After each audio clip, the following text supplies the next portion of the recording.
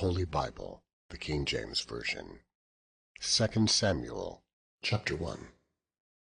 Now it came to pass, after the death of Saul, when David was returned from the slaughter of the Amalekites, and David had abode 2 days in Ziklag, it came even to pass on the 3rd day, that, behold, a man came out of the camp from Saul, with his clothes rent, and earth upon his head. And so it was, when he came to David, that he fell to the earth, and did obeisance. And David said unto him, From whence comest thou? And he said unto him, Out of the camp of Israel am I escaped. And David said unto him, How went the matter? I pray thee, tell me. And he answered, That the people are fled from the battle, and many of the people also are fallen and dead, and Saul and Jonathan his son are dead also. And David said unto the young man that told him, How knowest thou that Saul and Jonathan his son be dead? And the young man that told him said, As I happened by chance upon Mount Gilboa, behold, Saul leaned upon his spear, and lo, the chariots and horsemen followed hard after him. And when he looked behind him, he saw me, and he called unto me, and I answered, Here am I. And he said unto me, Who art thou? And I answered him, I am an Amalekite. And he said unto me again, Stand, I pray thee, upon me, and slay me, for anguish is come upon me, because my life is yet whole in me. So I stood upon him, and slew him, because I was sure that he could not live after that he was fallen. And I took the crown that was upon his head, and the bracelet that was on his arm, and have brought them hither unto my lord. Then David took hold on his clothes, and rent them, and likewise all the men that were with him. And they mourned, and wept, and fasted until even, for Saul and for Jonathan his son, and for the people of the Lord, and for the house of Israel, because they were fallen by the sword. And David said unto the young man that told him, Whence art thou? And he answered, I am the son of a stranger, an Amalekite. And David said unto him, How wast thou not afraid to stretch forth thine hand to destroy the Lord's anointed? And David called one of the young men and said, Go near and fall upon him. And he smote him that he died. And David said unto him, Thy blood be upon thy head, for thy mouth hath testified against thee, saying, I have slain the Lord's anointed. And David lamented with this lamentation over Saul and over Jonathan his son. Also he bade them teach the children of Judah the use of the bow. Behold, it is written in the book of Jasher, The beauty of Israel is slain upon thy high places. How are the mighty fallen? Tell it not in Gath, publish it not in the streets of Askelon, lest the daughters of the Philistine rejoice, lest the daughters of the uncircumcised triumph. Ye mountains of Gilboa, let there be no dew, neither let there be rain upon you, nor fields of offerings, for there the shield of the mighty is vilely cast away, the shield of Saul, as though he had not been anointed with oil. From the blood of the slain, from the fat of the mighty, the bow of Jonathan turned not back, and the sword of Saul returned not empty. Saul and Jonathan were lovely and pleasant in their lives, and in their death they were not divided. They were swifter than eagles, they were stronger than lions.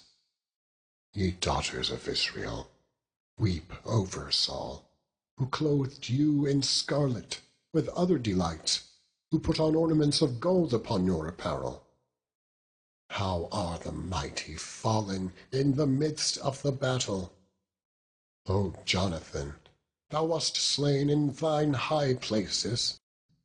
I am distressed for thee, my brother Jonathan. Very pleasant hast thou been unto me. Thy love to me was wonderful, passing the love of women. How are the mighty fallen, and the weapons of war perished! Chapter 2. And it came to pass after this, that David inquired of the Lord, saying, Shall I go up into any of the cities of Judah? And the Lord said unto him, Go up. And David said, Whither shall I go up? And he said, Unto Hebron. So David went up thither, and his 2 wives also, Ahinoam the Jezreelitess, and Abigail, Nabal's wife, the Carmelite. And his men that were with him did David bring up, every man with his household, and they dwelt in the cities of Hebron. And the men of Judah came, and there they anointed David king over the house of Judah. And they told David, saying that the men of Jabesh-Gilead were they that buried Saul. And David sent messengers unto the men of Jabesh-Gilead, and said unto them, Blessed be ye of the Lord, that ye have shewed this kindness unto your Lord, even unto Saul, and have buried him. And now the Lord shew kindness and truth unto you, and I also will requite you this kindness, because ye have done this thing. Therefore now let your hands be strengthened, and be ye valiant. For your master Saul is dead, and also the house of Judah have anointed me king over them. But Abner, the son of Ner, captain of Saul's host, took Ishbosheth, the son of Saul, and brought him over to Mahanaim, and made him king over Gilead, and over the Asherites, and over Jezreel, and over Ephraim, and over Benjamin, and over all Israel. And Ishbosheth, Saul's son, was 40 years old when he began to reign over Israel, and reigned 2 years. But the house of Judah followed David.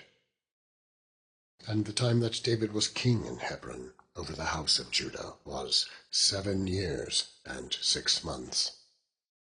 And Abner, the son of Ner, and the servants of Ishbosheth, the son of Saul, went out from Mahanaim to Gibeon. And Joab, the son of Zeruiah, and the servants of David went out, and met together by the pool of Gibeon. And they sat down, the one on the one side of the pool, and the other on the other side of the pool. And Abner said to Joab, Let the young men now arise and play before us. And Joab said, Let them arise. Then there arose and went over by number 12 of Benjamin, which pertained to Ishbosheth, the son of Saul, and 12 of the servants of David. And they caught every one his fellow by the head, and thrust his sword in his fellow's side, so they fell down together. Wherefore that place was called Helkath-Hazerim, which is in Gibeon.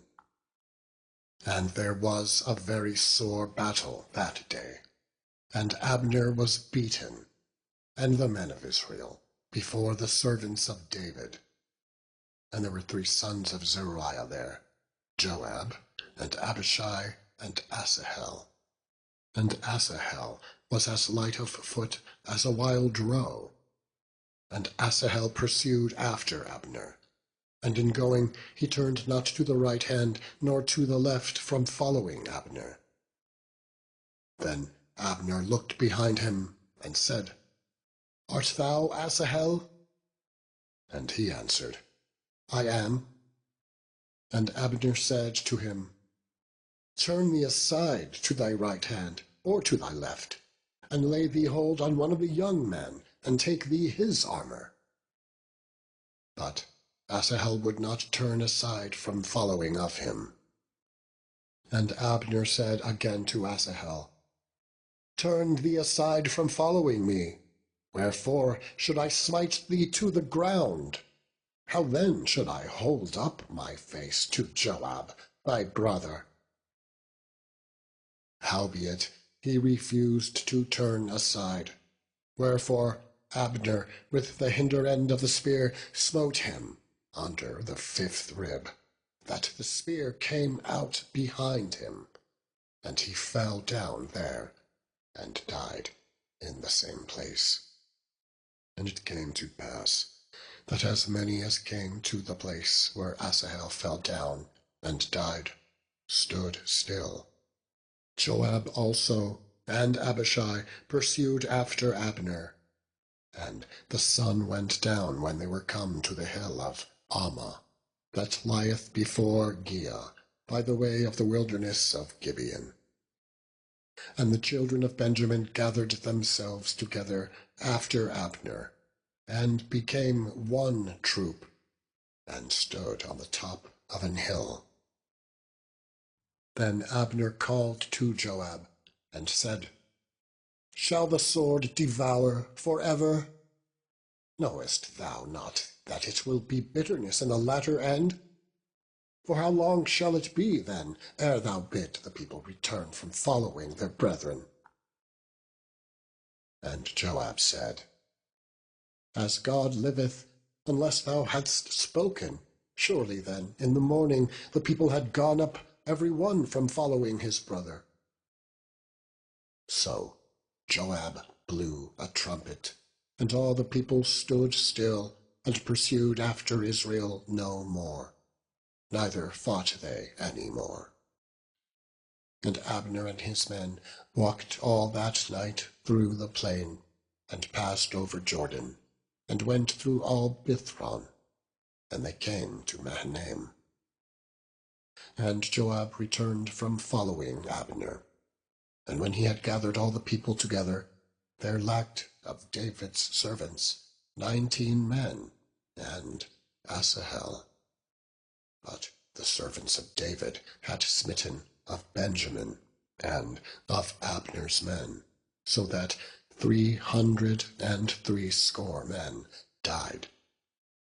And they took up Asahel, and buried him in the sepulchre of his father, which was in Bethlehem. And Joab and his men went all night, and they came to Hebron at break of day. Chapter 3. Now there was long war between the house of Saul and the house of David, but David waxed stronger and stronger, and the house of Saul waxed weaker and weaker. And unto David were sons born in Hebron, and his firstborn was Amnon of Ahinoam the Jezreelitess, and his second Chileab of Abigail the wife of Nabal the Carmelite, and the third Absalom, the son of Maacah, the daughter of Talmai king of Geshur, and the fourth Adonijah, the son of Haggith, and the fifth Shephatiah, the son of Abital, and the sixth Ithream by Eglah, David's wife. These were born to David in Hebron. And it came to pass, while there was war between the house of Saul and the house of David, that Abner made himself strong for the house of Saul. And Saul had a concubine, whose name was Rizpah, the daughter of Aiah. And Ishbosheth said to Abner, Wherefore hast thou gone in unto my father's concubine?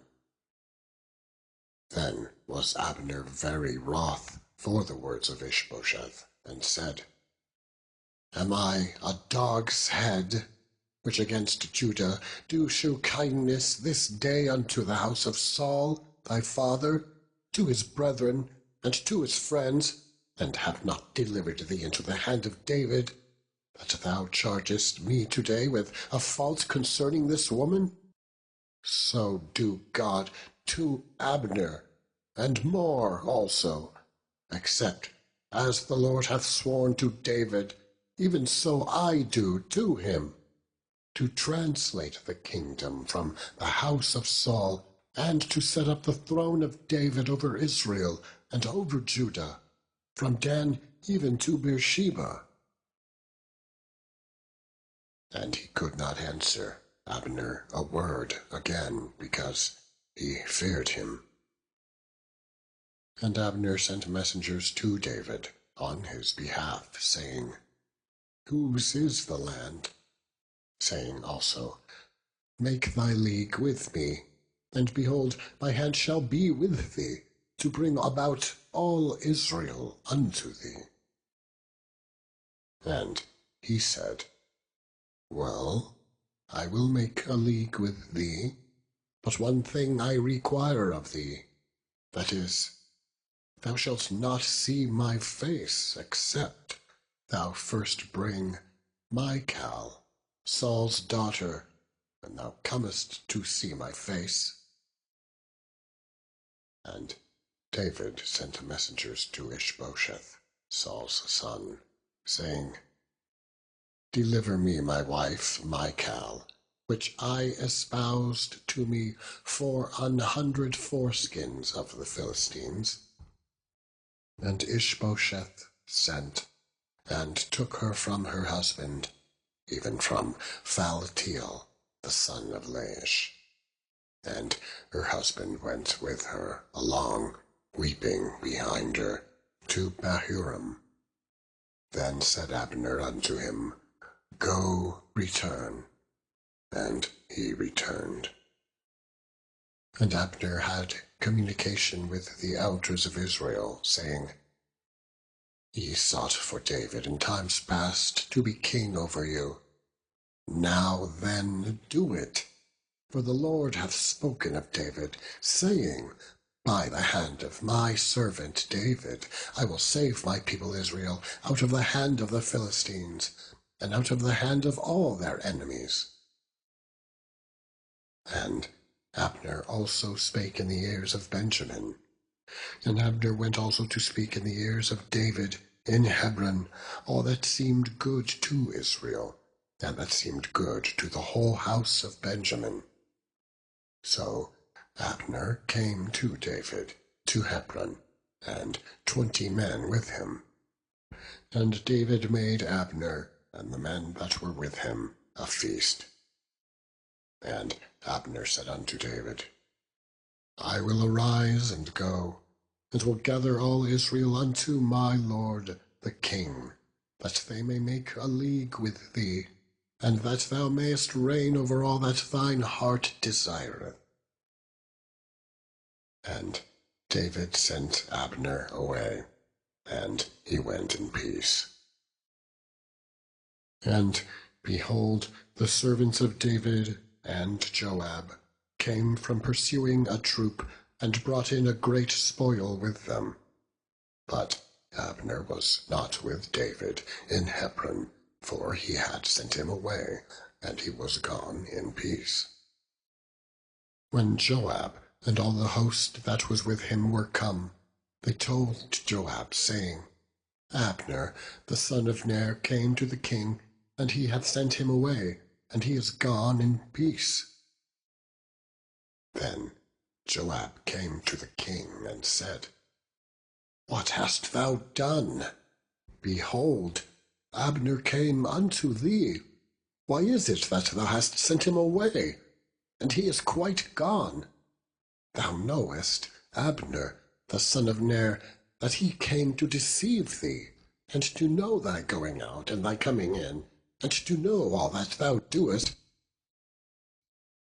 And when Joab was come out from David, he sent messengers after Abner, which brought him again from the will of Sirah. But David knew it not. And when Abner was returned to Hebron, Joab took him aside in the gate to speak with him quietly, and smote him there under the 5th rib, that he died, for the blood of Asahel his brother. And afterward, when David heard it, he said, I and my kingdom are guiltless before the Lord forever from the blood of Abner the son of Ner. Let it rest on the head of Joab, and on all his father's house. And let there not fail from the house of Joab one that hath an issue, or that is a leper, or that leaneth on a staff, or that falleth on the sword, or that lacketh bread. So Joab and Abishai his brother slew Abner, because he had slain their brother Asahel at Gibeon in the battle. And David said to Joab, and to all the people that were with him, Rend your clothes, and gird you with sackcloth, and mourn before Abner. And King David himself followed the bier. And they buried Abner in Hebron. And the king lifted up his voice, and wept at the grave of Abner. And all the people wept. And the king lamented over Abner, and said, Died Abner as a fool dieth. Thy hands were not bound, nor thy feet put into fetters. As a man falleth before wicked men, so fellest thou. And all the people wept again over him.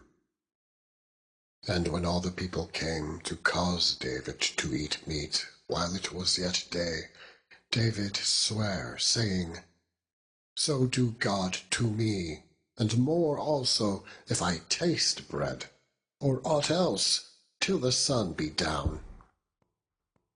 And all the people took notice of it, and it pleased them, as whatsoever the king did pleased all the people.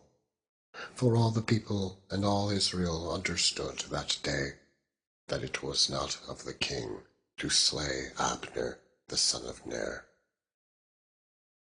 And the king said unto his servants, Know ye not that there is a prince and a great man fallen this day in Israel? And I am this day weak, though anointed king. And these men, the sons of Zeruiah, be too hard for me. The Lord shall reward the doer of evil according to his wickedness. Chapter 4. And when Saul's son heard that Abner was dead in Hebron, his hands were feeble, and all the Israelites were troubled. And Saul's son had 2 men that were captains of bands. The name of the one was Baanah, and the name of the other Rechab, the sons of Rimmon, a Beerothite, of the children of Benjamin. For Beeroth also was reckoned to Benjamin, and the Beerothites fled to Gittaim, and were sojourners there until this day. And Jonathan, Saul's son, had a son that was lame of his feet. He was 5 years old when the tidings came of Saul and Jonathan out of Jezreel, and his nurse took him up and fled, And it came to pass, as she made haste to flee, that he fell, and became lame. And his name was Mephibosheth. And the sons of Rimmon the Beerothite, Rechab and Baanah, went, and came about the heat of the day to the house of Ishbosheth, who lay on a bed at noon. And they came thither into the midst of the house, as though they would have fetched wheat. And they smote him under the 5th rib. And Rechab and Baanah his brother escaped. For when they came into the house, he lay on his bed in his bedchamber, and they smote him, and slew him, and beheaded him, and took his head, and gat them away through the plain all night.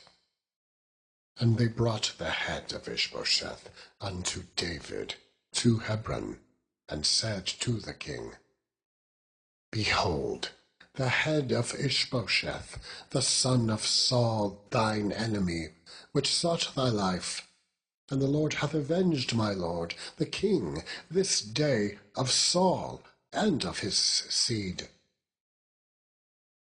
And David answered Rechab and Baanah his brother, the sons of Rimmon the Beerothite, and said unto them, As the Lord liveth, who hath redeemed my soul out of all adversity, when one told me, saying, Behold, Saul is dead, thinking to have brought good tidings, I took hold of him and slew him in Ziklag, who thought that I would have given him a reward for his tidings.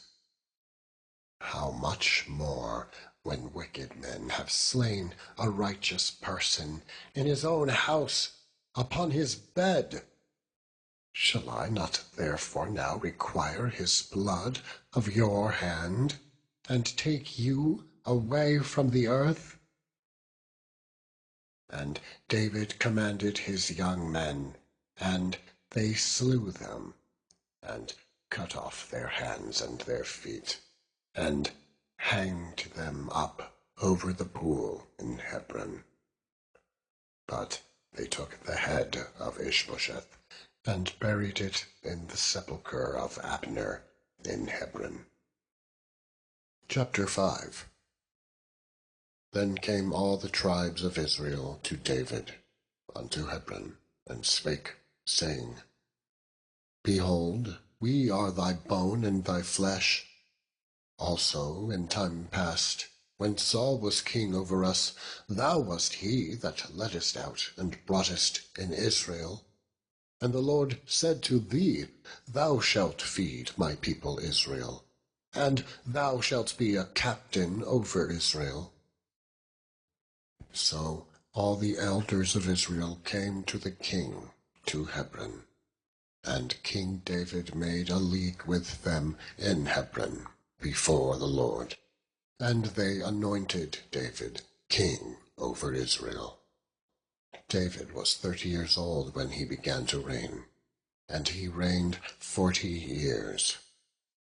In Hebron he reigned over Judah 7 years and 6 months, and in Jerusalem he reigned 33 years over all Israel and Judah. And the king and his men went to Jerusalem, unto the Jebusites, the inhabitants of the land, which spake unto David, saying, Except thou take away the blind and the lame, thou shalt not come in hither. Thinking, David cannot come in hither. Nevertheless, David took the stronghold of Zion. The same is the city of David.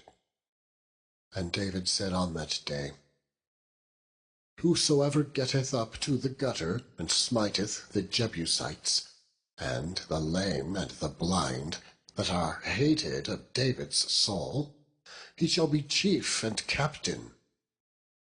Wherefore they said, the blind and the lame shall not come into the house. So David dwelt in the fort, and called it the city of David. And David built round about from Millo and inward. And David went on and grew great, and the Lord God of hosts was with him. And Hiram king of Tyre sent messengers to David, and cedar trees, and carpenters, and masons, and they built David an house. And David perceived that the Lord had established him king over Israel, and that he had exalted his kingdom for his people Israel's sake. And David took him more concubines and wives out of Jerusalem, after he was come from Hebron. And there were yet sons and daughters born to David. And these be the names of those that were born unto him in Jerusalem: Shammua, and Shobab, and Nathan, and Solomon; Ibar also, and Elishua, and Nepheg, and Japhia, and Elishama, and Eliada, and Eliphalet.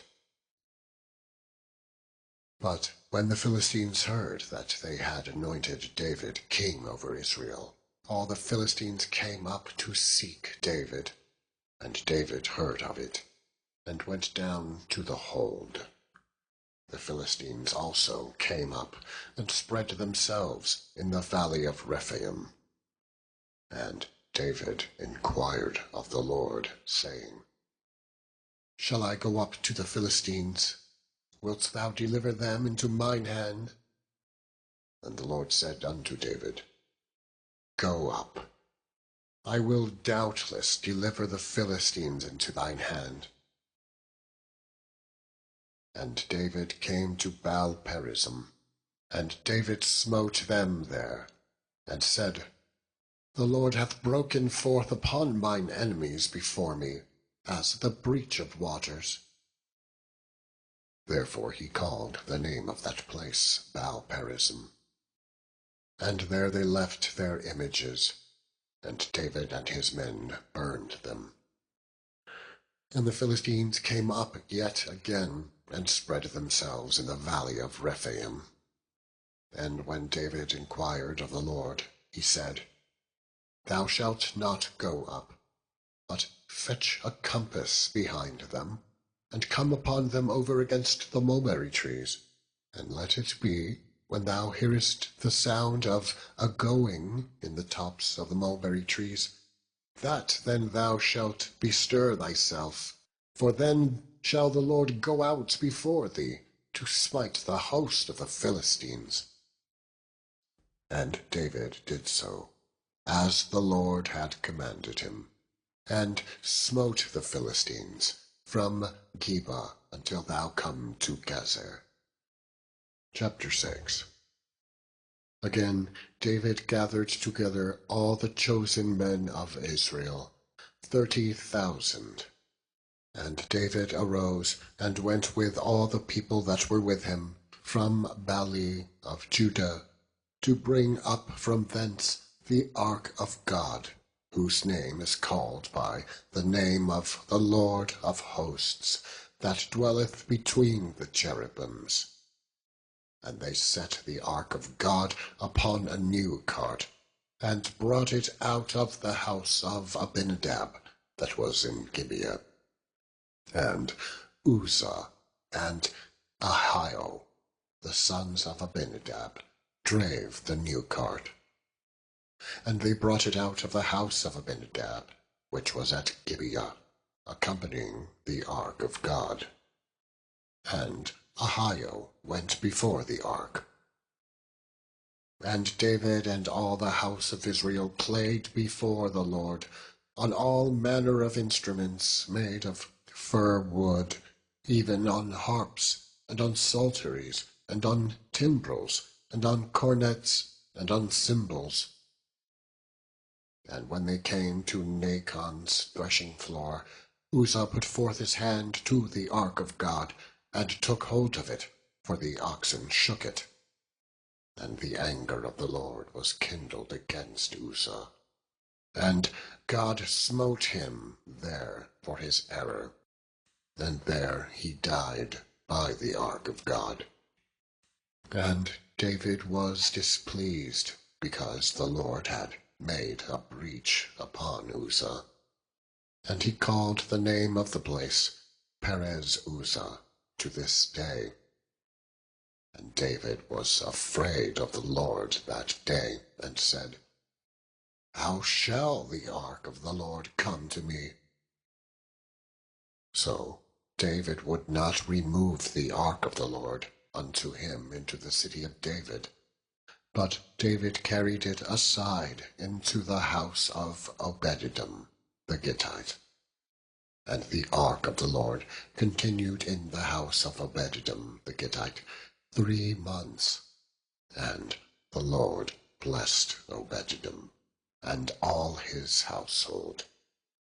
And it was told King David, saying, The Lord hath blessed the house of Obed-Edom, and all that pertaineth unto him, because of the ark of God. So David went and brought up the ark of God from the house of Obed-Edom into the city of David with gladness. And it was so, that when they that bare the ark of the Lord had gone 6 paces, he sacrificed oxen and fatlings, and David danced before the Lord with all his might. And David was girded with a linen ephod. So David and all the house of Israel brought up the ark of the Lord, with shouting and with the sound of the trumpet. And as the ark of the Lord came into the city of David, Michal, Saul's daughter, looked through a window and saw King David leaping and dancing before the Lord, and she despised him in her heart. And they brought in the ark of the Lord, and set it in his place, in the midst of the tabernacle that David had pitched for it. And David offered burnt offerings and peace offerings before the Lord. And as soon as David had made an end of offering burnt offerings and peace offerings, he blessed the people in the name of the Lord of hosts. And he dealt among all the people, even among the whole multitude of Israel, as well to the women as men, to every one a cake of bread, and a good piece of flesh, and a flagon of wine.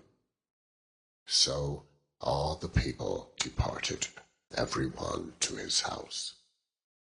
Then David returned to bless his household.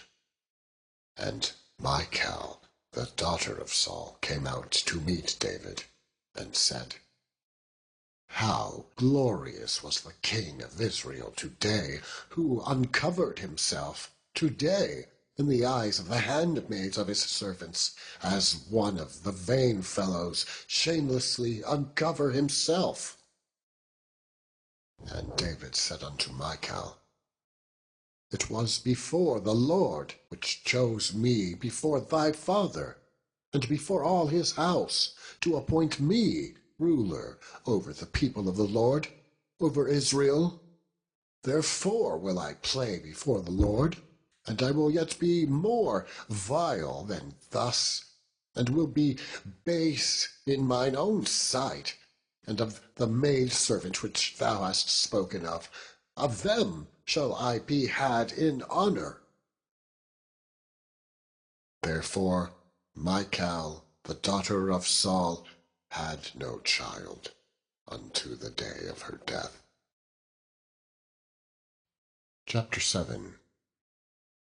And it came to pass, when the king sat in his house, and the Lord had given him rest round about from all his enemies, that the king said unto Nathan the prophet, See now, I dwell in an house of cedar, but the ark of God dwelleth within curtains. And Nathan said to the king, Go do all that is in thine heart, for the Lord is with thee. And it came to pass that night that the word of the Lord came unto Nathan, saying, Go and tell my servant David, Thus saith the Lord, Shalt thou build me an house for me to dwell in, whereas I have not dwelt in any house since the time that I brought up the children of Israel out of Egypt, even to this day, but have walked in a tent and in a tabernacle. In all the places wherein I have walked with all the children of Israel, spake I a word with any of the tribes of Israel, whom I commanded to feed my people Israel, saying, Why build ye not me an house of cedar? Now therefore so shalt thou say unto my servant David, Thus saith the Lord of hosts, I took thee from the sheepcote, from following the sheep, to be ruler over my people, over Israel. And I was with thee whithersoever thou wentest, and have cut off all thine enemies out of thy sight, and have made thee a great name, like unto the name of the great men that are in the earth. Moreover, I will appoint a place for my people Israel, and will plant them, that they may dwell in a place of their own, and move no more. Neither shall the children of wickedness afflict them any more, as before time. And as since the time that I commanded judges to be over my people Israel, and have caused thee to rest from all thine enemies, also the Lord telleth thee that he will make thee an house. And when thy days be fulfilled, and thou shalt sleep with thy fathers, I will set up thy seed after thee, which shall proceed out of my bowels, and I will establish his kingdom.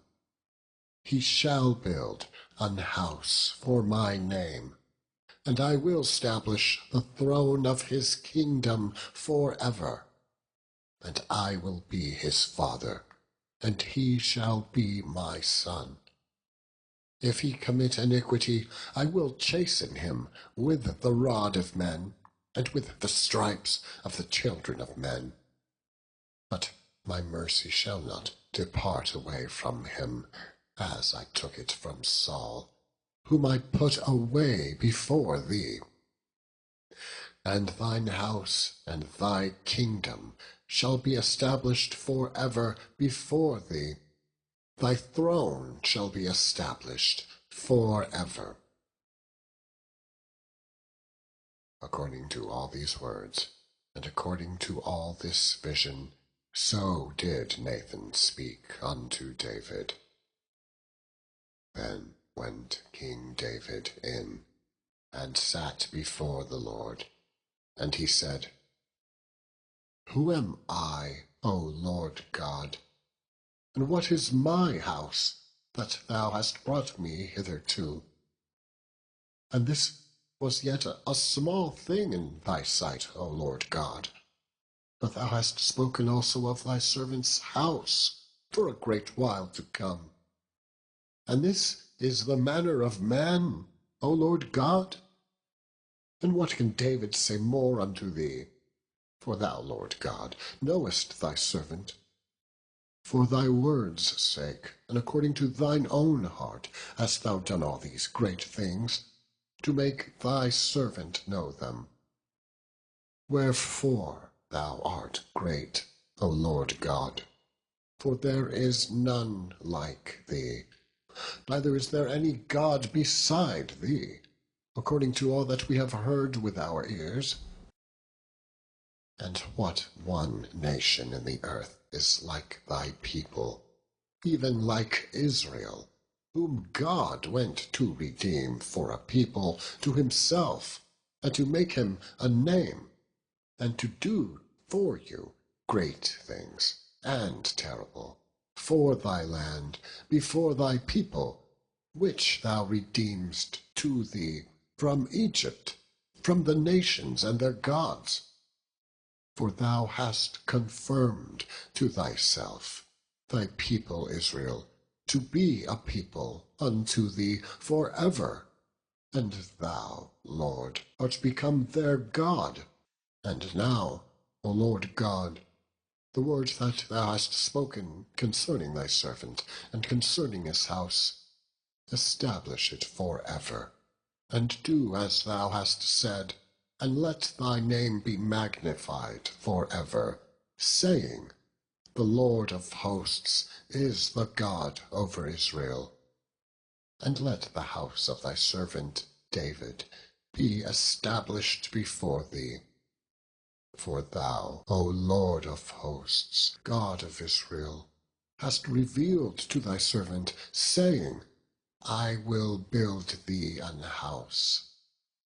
Therefore hath thy servant found in his heart to pray this prayer unto thee. And now, O Lord God, thou art that God, and thy words be true, and thou hast promised this goodness unto thy servant. Therefore now let it please thee to bless the house of thy servant, that it may continue for ever before thee. For thou, O Lord God, hast spoken it.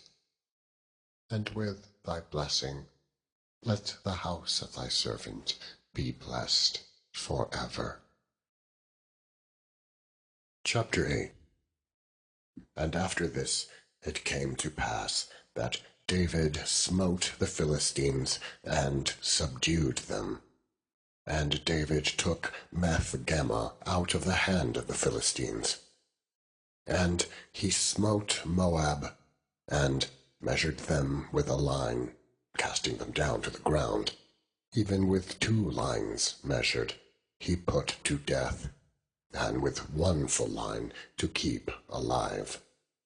And so the Moabites became David's servants, and brought gifts. David smote also Hadadezer, the son of Rehob, king of Zobah, as he went to recover his border at the river Euphrates. And David took from him 1,000 chariots, and 700 horsemen, and 20,000 footmen. And David huffed all the chariot horses, but reserved of them for 100 chariots. And when the Syrians of Damascus came to succor Hadadezer, king of Zobah, David slew of the Syrians 22,000 men. Then David put garrisons in Syria of Damascus, and the Syrians became servants to David, and brought gifts. And the Lord preserved David whithersoever he went. And David took the shields of gold that were on the servants of Hadadezer, and brought them to Jerusalem. And from Betah, and from Berothai, cities of Hadadezer, King David took exceeding much brass. When Toi, king of Hamath, heard that David had smitten all the host of Hadadezer, then Toi sent Joram, his son, unto King David, to salute him and to bless him, because he had fought against Hadadezer and smitten him, for Hadadezer had wars with Toi.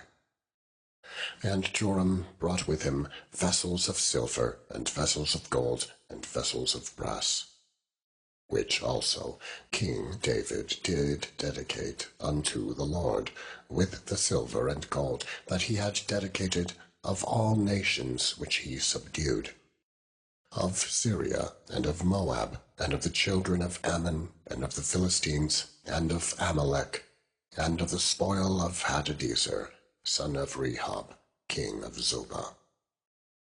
And David gat him a name when he returned from smiting of the Syrians in the valley of Salt, being 18,000 men. And he put garrisons in Edom. Throughout all Edom he put garrisons, and all they of Edom became David's servants. And the Lord preserved David whithersoever he went. And David reigned over all Israel. And David executed judgment and justice unto all his people. And Joab the son of Zeruiah was over the host, and Jehoshaphat the son of Elihud was recorder, and Zadok the son of Ahitub, and Ahimelech the son of Abiathar were the priests, and Sariah was the scribe, and Benaiah the son of Jehoiada was over both the Cherethites and the Pelethites, and David's sons were chief rulers. Chapter 9. And David said, Is there yet any that is left of the house of Saul, that I may shew him kindness for Jonathan's sake? And there was of the house of Saul a servant, whose name was Ziba. And when they had called him unto David, the king said unto him, Art thou Ziba?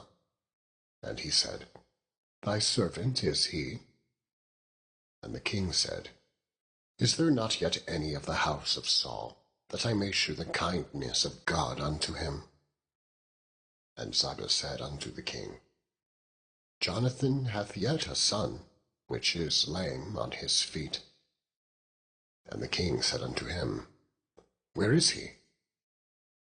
And Ziba said unto the king, Behold, he is in the house of Machir, the son of Amiel, in Lodebar. Then King David sent and fetched him out of the house of Machir, the son of Amiel, from Lodebar. Now, when Mephibosheth, the son of Jonathan, the son of Saul, was come unto David, he fell on his face and did reverence. And David said, Mephibosheth. And he answered, Behold thy servant. And David said unto him, Fear not, for I will surely shew thee kindness for Jonathan, thy father's sake, and will restore thee all the land of Saul thy father, and thou shalt eat bread at my table continually. And he bowed himself and said, What is thy servant, that thou shouldest look upon such a dead dog as I am?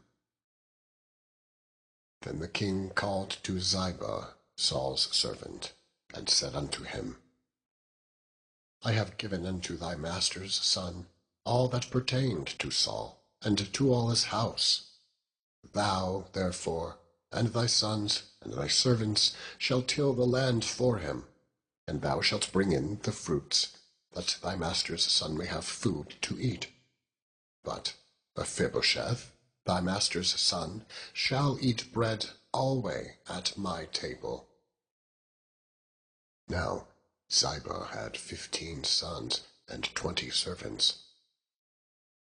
Then said Ziba unto the king, According to all that my lord the king hath commanded his servant, so shall thy servant do. As for Mephibosheth, said the king, he shall eat at my table as one of the king's sons. And Mephibosheth had a young son, whose name was Micah. And all that dwelt in the house of Ziba were servants unto Mephibosheth. So Mephibosheth dwelt in Jerusalem, for he did eat continually at the king's table, and was lame on both his feet. Chapter 10. And it came to pass after this, that the king of the children of Ammon died, and Hanun his son reigned in his stead. Then said David, I will shew kindness unto Hanun the son of Nahash, as his father shewed kindness unto me. And David sent to comfort him by the hand of his servants for his father. And David's servants came into the land of the children of Ammon. And the princes of the children of Ammon said unto Hanun their lord, Thinkest thou that David doth honour thy father, that he hath sent comforters unto thee? Hath not David rather sent his servants unto thee to search the city, and to spy it out, and to overthrow it? Wherefore Hanun took David's servants, and shaved off the one half of their beards, and cut off their garments in the middle, even to their buttocks, and sent them away. When they told it unto David, he sent to meet them, because the men were greatly ashamed. And the king said, Tarry at Jericho until your beards be grown, and then return. And when the children of Ammon saw that they stank before David, the children of Ammon sent and hired the Syrians of Beth-rehob, and the Syrians of Zobah, 20,000 footmen, and of King Maacah 1,000 men, and of Ishtob 12,000 men. And when David heard of it, he sent Joab, and all the host of the mighty men.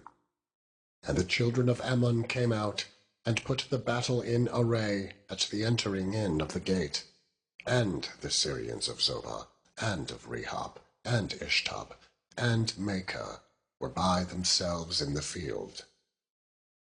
When Joab saw that the front of the battle was against him before and behind, he chose of all the choice men of Israel, and put them in array against the Syrians. And the rest of the people he delivered into the hand of Abishai his brother, that he might put them in array against the children of Ammon. And he said, If the Syrians be too strong for me, then thou shalt help me. But if the children of Ammon be too strong for thee, then I will come and help thee. Be of good courage, and let us play the men for our people, and for the cities of our God, and the Lord do that which seemeth him good. And Joab drew nigh, and the people that were with him, unto the battle against the Syrians, and they fled before him. And when the children of Ammon saw that the Syrians were fled, then fled they also before Abishai, and entered into the city. So Joab returned from the children of Ammon, and came to Jerusalem. And when the Syrians saw that they were smitten before Israel, they gathered themselves together, and Hadarezer sent and brought out the Syrians that were beyond the river, and they came to Helam. And Shobach, the captain of the host of Hadarezer, went before them. And when it was told David, he gathered all Israel together, and passed over Jordan, and came to Helam. And the Syrians set themselves in array against David, and fought with him. And the Syrians fled before Israel, and David slew the men of 700 chariots of the Syrians, and 40,000 horsemen, and smote Shobach, the captain of their host, who died there. And when all the kings that were servants to Hadarezer saw that they were smitten before Israel, they made peace with Israel, and served them. So the Syrians feared to help the children of Ammon any more. Chapter 11. And it came to pass, after the year was expired, at the time when kings go forth to battle, that David sent Joab and his servants with him, and all Israel, and they destroyed the children of Ammon, and besieged Rabbah. But David tarried still at Jerusalem. And it came to pass in an evening tide that David arose from off his bed, and walked upon the roof of the king's house. And from the roof he saw a woman washing herself, and the woman was very beautiful to look upon. And David sent and inquired after the woman. And one said, Is this not Bathsheba, the daughter of Eliam, the wife of Uriah the Hittite? And David sent messengers, and took her. And she came in unto him, and he lay with her, for she was purified from her uncleanness. And she returned unto her house. And the woman conceived, and sent and told David, and said, I am with child. And David sent to Joab, saying, Send me Uriah the Hittite. And Joab sent Uriah to David. And when Uriah was come unto him, David demanded of him how Joab did, and how the people did, and how the war prospered. And David said to Uriah, Go down to thy house, and wash thy feet. And Uriah departed out of the king's house, and there followed him a mess of meat from the king.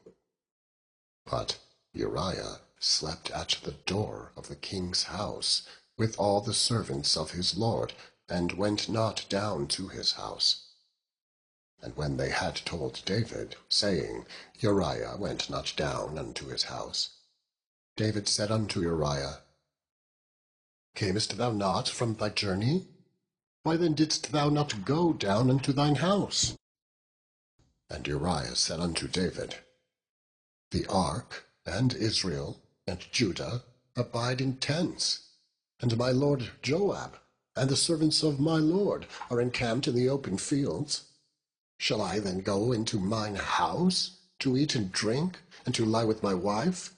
As thou livest, and as thy soul liveth, I will not do this thing. And David said to Uriah, Tarry here today also, and tomorrow I will let thee depart. So Uriah abode in Jerusalem that day and the morrow. And when David had called him, he did eat and drink before him, and he made him drunk. And at even he went out to lie on his bed with the servants of his lord, but went not down to his house. And it came to pass in the morning that David wrote a letter to Joab, and sent it by the hand of Uriah. And he wrote in the letter, saying, Set ye Uriah in the forefront of the hottest battle, and retire ye from him, that he may be smitten and die. And it came to pass, when Joab observed the city, that he assigned Uriah unto a place where he knew that valiant men were. And the men of the city went out and fought with Joab, and there fell some of the people of the servants of David, and Uriah the Hittite died also. Then Joab sent and told David all the things concerning the war, and charged the messengers, saying, When thou hast made an end of telling the matters of the war unto the king, and if so be that the king's wrath arise, and he say unto thee, Wherefore approached ye so nigh unto the city when ye did fight? Knew ye not that they would shoot from the wall? Who smote Abimelech the son of Jerubasheth? Did not a woman cast a piece of a millstone upon him from the wall, that he died in Thebes? Why went ye nigh the wall? Then say thou, Thy servant Uriah the Hittite is dead also. So the messenger went, and came and shewed David all that Joab had sent him for. And the messenger said unto David, Surely the men prevailed against us, and came out unto us into the field, and we were upon them, even unto the entering of the gate. And the shooters shot from off the wall upon thy servants, and some of the king's servants be dead, and thy servant Uriah the Hittite is dead also. Then David said unto the messenger, Thus shalt thou say unto Joab, Let not this thing displease thee, for the sword devoureth one as well as another. Make thy battle more strong against the city, and overthrow it, and encourage thou him. And when the wife of Uriah heard that Uriah her husband was dead, she mourned for her husband.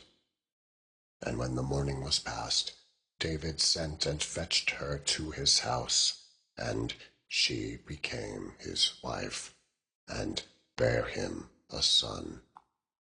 But the thing that David had done displeased the Lord. Chapter 12. And the Lord sent Nathan unto David, and he came unto him, and said unto him, There were 2 men in one city, the one rich, and the other poor. The rich man had exceeding many flocks and herds, but the poor man had nothing, save one little ewe lamb, which he had bought and nourished up, and it grew up together with him, and with his children. It did eat of his own meat, and drank of his own cup, and lay in his bosom, and was unto him as a daughter.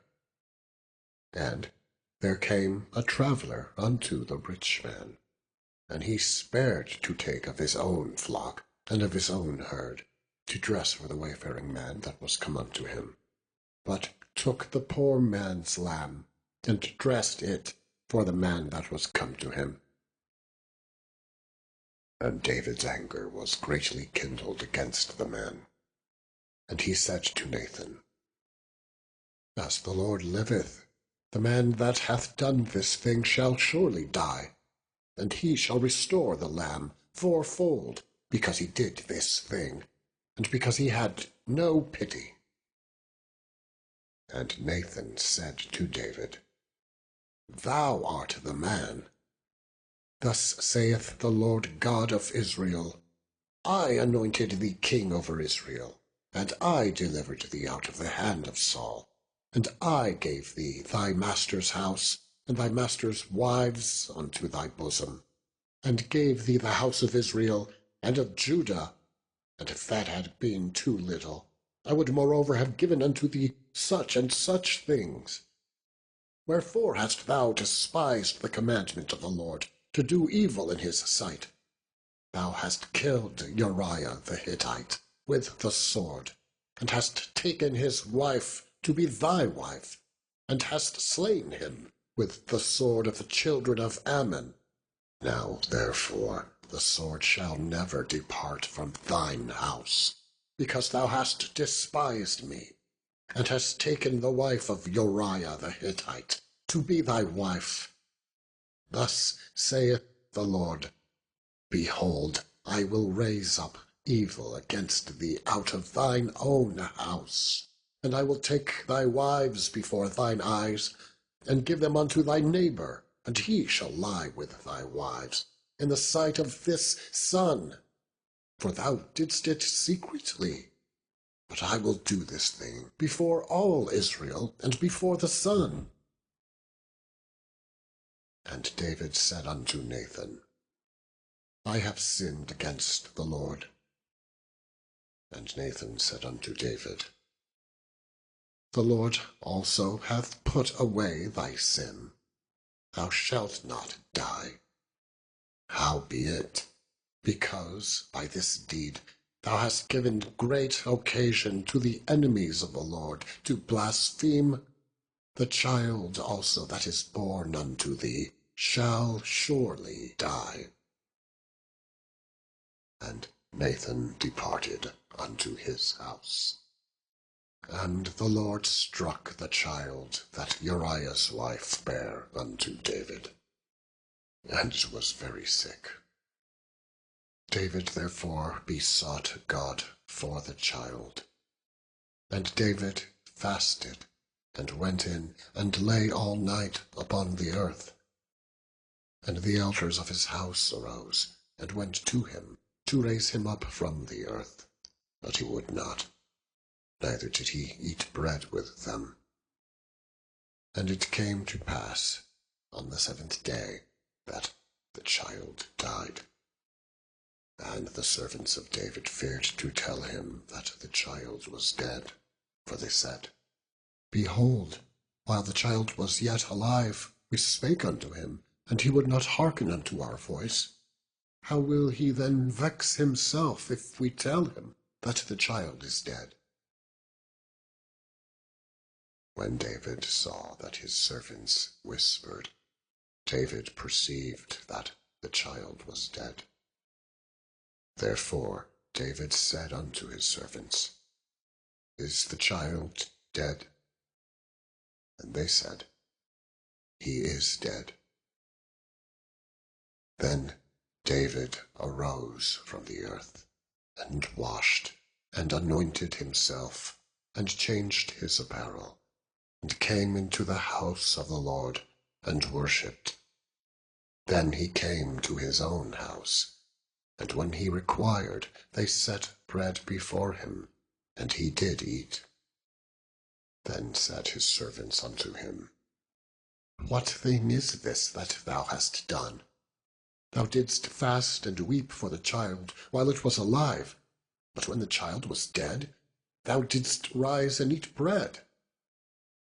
And he said, While the child was yet alive, I fasted and wept, for I said, Who can tell whether God will be gracious to me, that the child may live? But now he is dead. Wherefore should I fast? Can I bring him back again? I shall go to him, but he shall not return to me.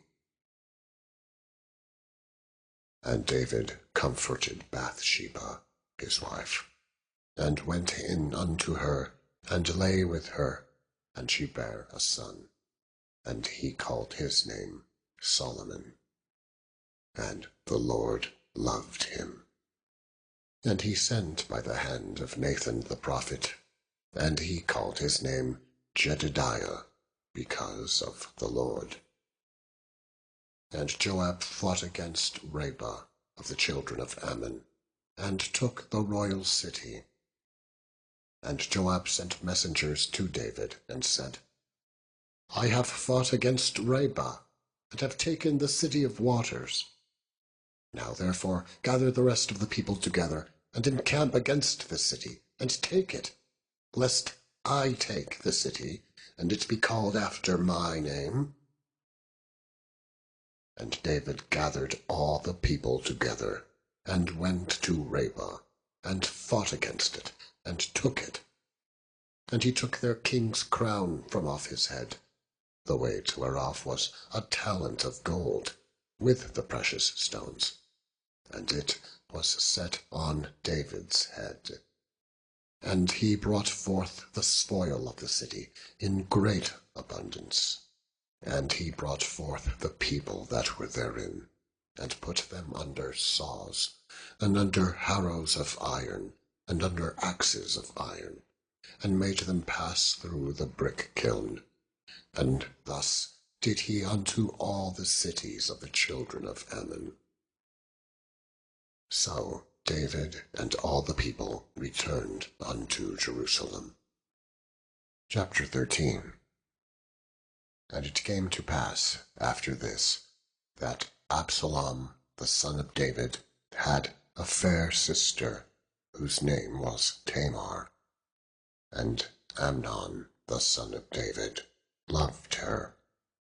And Amnon was so vexed that he fell sick for his sister Tamar, for she was a virgin. And Amnon thought it hard for him to do anything to her. But Amnon had a friend whose name was Jonadab, the son of Shimeah, David's brother. And Jonadab was a very subtle man. And he said unto him, Why art thou, being the king's son, lean from day to day? Wilt thou not tell me? And Amnon said unto him, I love Tamar, my brother Absalom's sister. And Jonadab said unto him, Lay thee down on thy bed, and make thyself sick. And when thy father cometh to see thee, say unto him, I pray thee, let my sister Tamar come and give me meat, and dress the meat in my sight, that I may see it, and eat it at her hand. So Amnon lay down, and made himself sick. And when the king was come to see him, Amnon said unto the king, I pray thee, let Tamar my sister come, and make me a couple of cakes in my sight, that I may eat at her hand.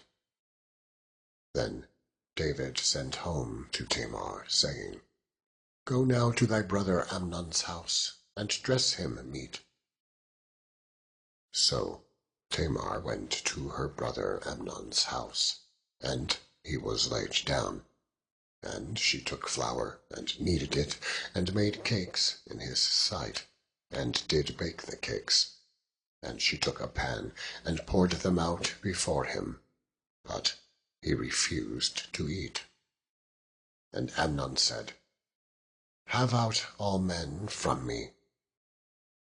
Then they went out every man from him. And Amnon said unto Tamar, Bring the meat into the chamber, that I may eat of thine hand. And Tamar took the cakes which she had made, and brought them into the chamber to Amnon her brother. And when she had brought them unto him to eat, he took hold of her, and said unto her, Come lie with me, my sister. And she answered him, Nay, my brother, do not force me, for no such thing ought to be done in Israel. Do not thou this folly. And I, whither shall I cause my shame to go? And as for thee, thou shalt be as one of the fools in Israel. Now therefore, I pray thee, speak unto the king, for he will not withhold me from thee. Howbeit he would not hearken unto her voice, but being stronger than she, forced her, and lay with her. Then Amnon hated her exceedingly, so that the hatred wherewith he hated her was greater than the love wherewith he had loved her. And Amnon said unto her, Arise, be gone. And she said unto him, There is no cause. This evil in sending me away is greater than the other that thou didst unto me. But he would not hearken unto her. Then he called his servant that ministered unto him, and said, Put now this woman out from me, and bolt the door after her. And she had a garment of divers colours upon her, for with such robes were the king's daughters, that were virgins, apparelled. Then his servant brought her out, and bolted the door after her. And Tamar put ashes on her head, and rent her garment of divers colours that was on her, and laid her hand on her head, and went on crying. And Absalom her brother said unto her, Hath Amnon thy brother been with thee? But hold now thy peace, my sister. He is thy brother. Regard not this thing. So Tamar remained desolate in her brother Absalom's house. But when King David heard all of these things, he was very wroth. And Absalom spake unto his brother Amnon, neither good nor bad. For Absalom hated Amnon, because he had forced his sister Tamar. And it came to pass, after 2 full years, that Absalom had sheep-shearers in Baal-hazor, which is beside Ephraim. And Absalom invited all the king's sons. And Absalom came to the king and said, Behold, now thy servant hath sheep-shearers. Let the king, I beseech thee, and his servants go with thy servant. And the king said to Absalom, Nay, my son, let us not all now go, lest we be chargeable unto thee. And he pressed him. Howbeit he would not go, but blessed him. Then said Absalom, If not, I pray thee, let my brother Amnon go with us. And the king said unto him, Why should he go with thee? But Absalom pressed him, that he let Amnon and all the king's sons go with him. Now Absalom had commanded his servants, saying, Mark ye now when Amnon's heart is merry with wine, and when I say unto you, Smite Amnon, then kill him. Fear not, have not I commanded you? Be courageous, and be valiant.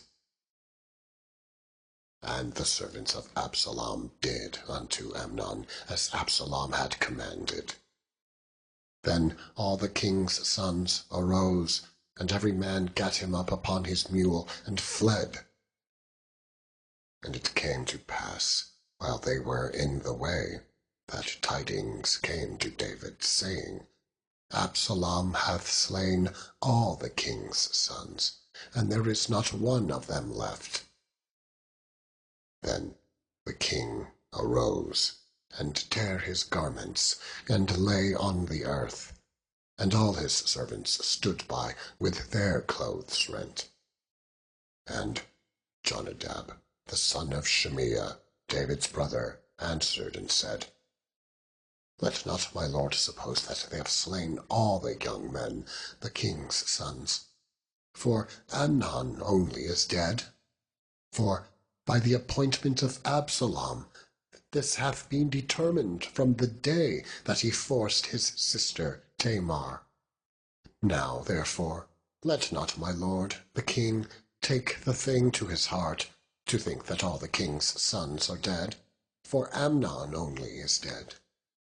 But Absalom fled, and the young man that kept the watch lifted up his eyes, and looked, and, behold, there came much people by the way of the hillside behind him. And Jonadab said unto the king, Behold, the king's sons come. As thy servant said, so it is. And it came to pass, as soon as he had made an end of speaking, that, behold, the king's sons came, and lifted up their voice, and wept. And the king also, and all his servants wept very sore. But Absalom fled, and went to Talmai, the son of Ammihud, the king of Geshur. And David mourned for his son every day. So Absalom fled, and went to Geshur, and was there 3 years. And the soul of King David longed to go forth unto Absalom, for he was comforted concerning Absalom, seeing he was dead. Chapter 14. Now Joab the son of Zeruiah perceived that the king's heart was toward Absalom. And Joab sent to Tekoa, and fetched thence a wise woman, and said unto her, I pray thee, feign thyself to be a mourner, And put on now mourning apparel, and anoint not thyself with oil, but be as a woman that had a long time mourned for the dead. And come to the king, and speak on this manner unto him. So Joab put the words in her mouth. And when the woman of Tekoa spake to the king, she fell on her face to the ground, and did obeisance, and said, Help, O king. And the king said unto her, What aileth thee? And she answered, I am indeed a widow woman, and mine husband is dead.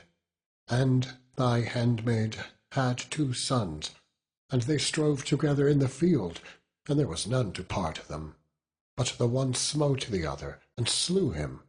And behold, the whole family is risen against thine handmaid. And they said, Deliver him that smote his brother, that we may kill him, for the life of his brother whom he slew. And we will destroy the heir also.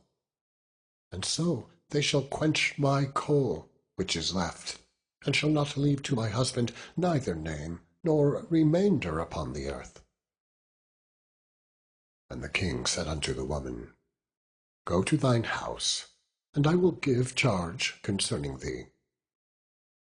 And the woman of Tekoa said unto the king, My lord, O king, the iniquity be on me, and on my father's house, and the king and his throne be guiltless.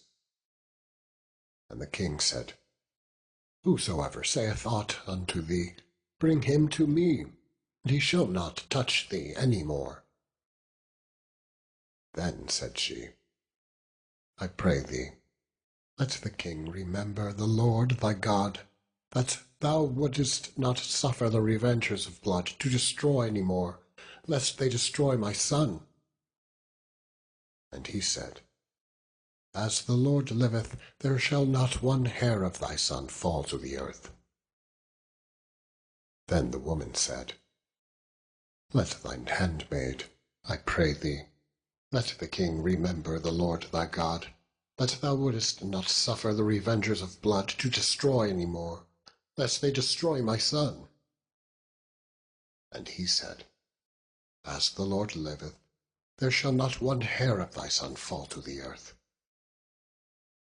Then the woman said, Let thine handmaid, I pray thee, speak one word unto my lord the king. And he said, Say on. And the woman said, Wherefore then hast thou thought such a thing against the people of God? For the king doth speak this thing as one which is faulty, and that the king doth not fetch home again is banished. For we needs must die, and are as water spilt on the ground, which cannot be gathered up again. Neither doth God respect any person, yet doth he devise means that his banished be not expelled from him. Now, therefore, that I am come to speak of this thing unto my lord the king, it is because the people have made me afraid. And thy handmaid said, I will now speak unto the king. It may be that the king will perform the request of his handmaid. For the king will hear to deliver his handmaid out of the hand of the man that would destroy me, and my son together out of the inheritance of God. Then thine handmaid said, The word of my lord the king shall now be comfortable, for as an angel of God, so is my lord the king, to discern good and bad. Therefore the Lord thy God will be with thee. Then the king answered and said unto the woman, Hide not from me, I pray thee, the thing that I shall ask thee. And the woman said, Let my lord the king now speak. And the king said, Is not the hand of Joab with thee in all this? And the woman answered and said, As thy soul liveth, my lord the king, none can turn to the right hand or to the left from aught that my lord the king hath spoken. For thy servant Joab, he bade me, and he put all these words in the mouth of thine handmaid. To fetch about this form of speech hath thy servant Joab done this thing. And my lord is wise, according to the wisdom of an angel of God, to know all things that are in the earth. And the king said unto Joab, Behold, now I have done this thing. Go, therefore, bring the young man Absalom again. And Joab fell to the ground on his face, and bowed himself, and thanked the king. And Joab said, Today thy servant knoweth that I have found grace in thy sight, my lord, O king, in that the king hath fulfilled the request of his servant. So Joab arose and went to Jeshurun, and brought Absalom to Jerusalem. And the king said, Let him turn to his own house, and let him not see my face. So Absalom returned to his own house, and saw not the king's face. But in all Israel there was none to be so much praised as Absalom for his beauty. From the sole of his foot even to the crown of his head there was no blemish in him. And when he polled his head, for it was at every year's end that he polled it, because the hair was heavy on him, therefore he polled it, he weighed the hair of his head at 200 shekels, after the king's weight. And unto Absalom there were born 3 sons, and 1 daughter, whose name was Tamar. She was a woman of a fair countenance. So Absalom dwelt 2 full years in Jerusalem, and saw not the king's face. Therefore Absalom sent for Joab, to have sent him to the king. But he would not come to him. And when he sent again the 2nd time, he would not come. Therefore he said unto his servants, See, Joab's field is near mine, and he hath barley there. Go and set it on fire. And Absalom's servants set the field on fire. Then Joab arose and came to Absalom unto his house, and said unto him, Wherefore have thy servants set my field on fire? And Absalom answered Joab, Behold, I sent unto thee, saying, Come hither, that I may send thee to the king, to say, Wherefore am I come from Jeshurun? It had been good for me to have been there still. Now therefore let me see the king's face, and if there be any iniquity in me, let him kill me. So Joab came to the king, and told him. And when he had called for Absalom, he came to the king, and bowed himself on his face to the ground before the king. And the king kissed Absalom. Chapter 15. And it came to pass, after this, that Absalom prepared him chariots and horses, and 50 men to run before him. And Absalom rose up early, and stood beside the way of the gate.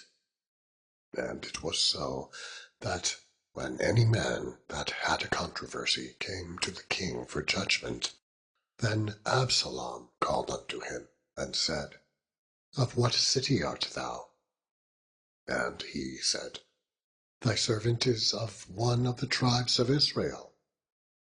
And Absalom said unto him, See, thy matters are good and right, but there is no man deputed of the king to hear thee. Absalom said, moreover, O that I were made judge in the land, that every man which hath any suit or cause might come unto me, and I would do him justice. And it was so, that when any man came nigh to him to do him obeisance, he put forth his hand, and took him, and kissed him.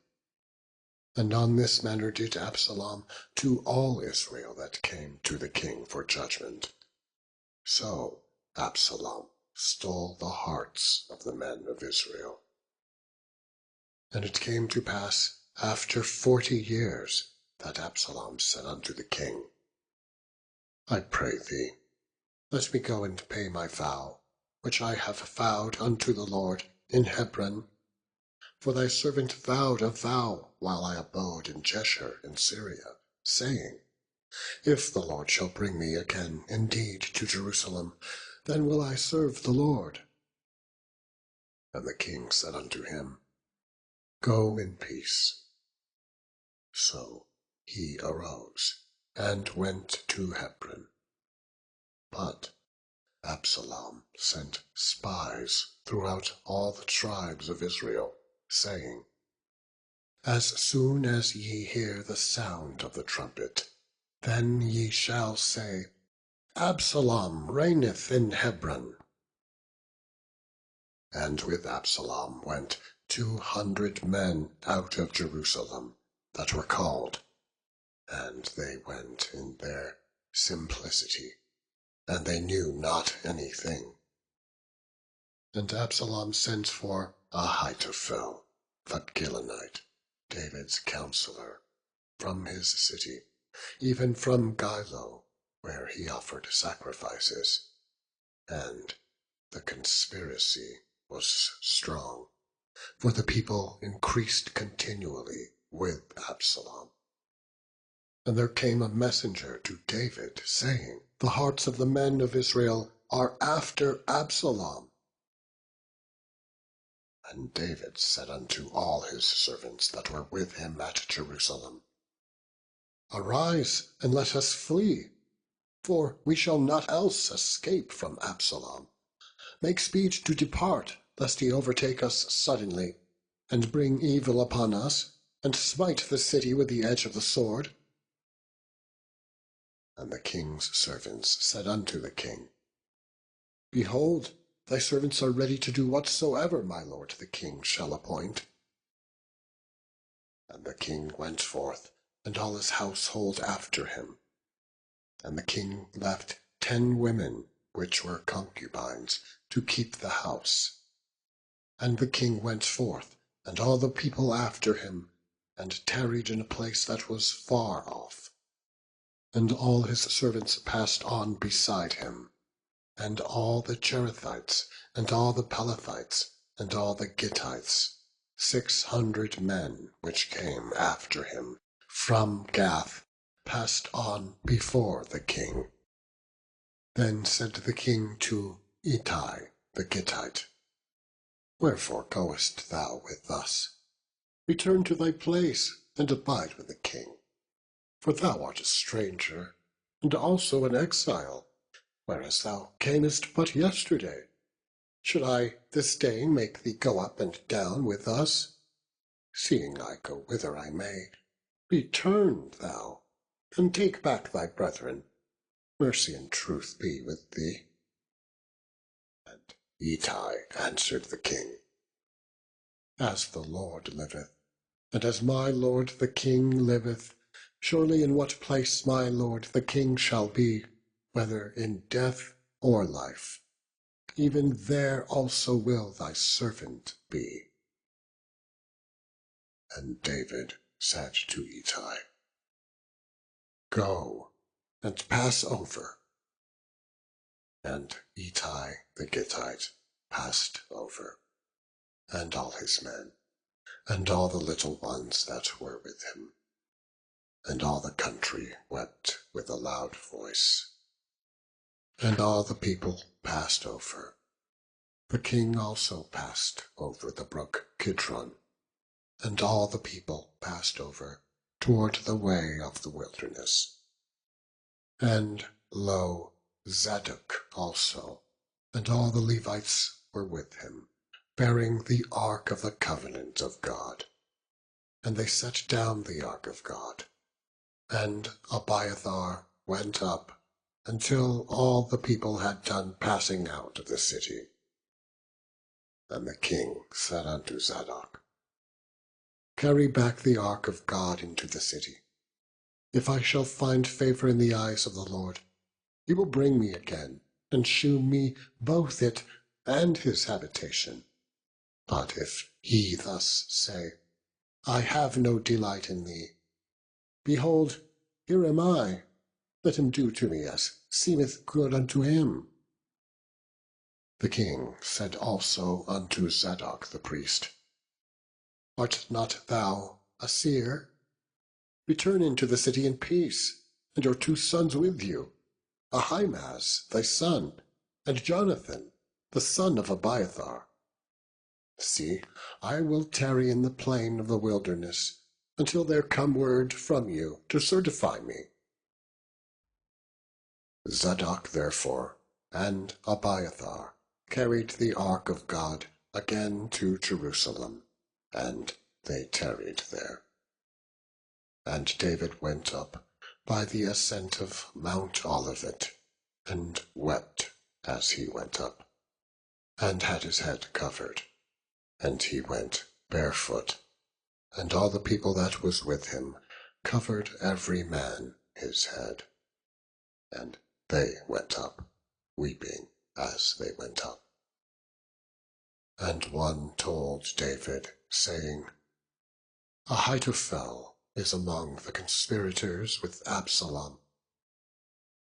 And David said, O Lord, I pray thee, turn the counsel of Ahithophel into foolishness.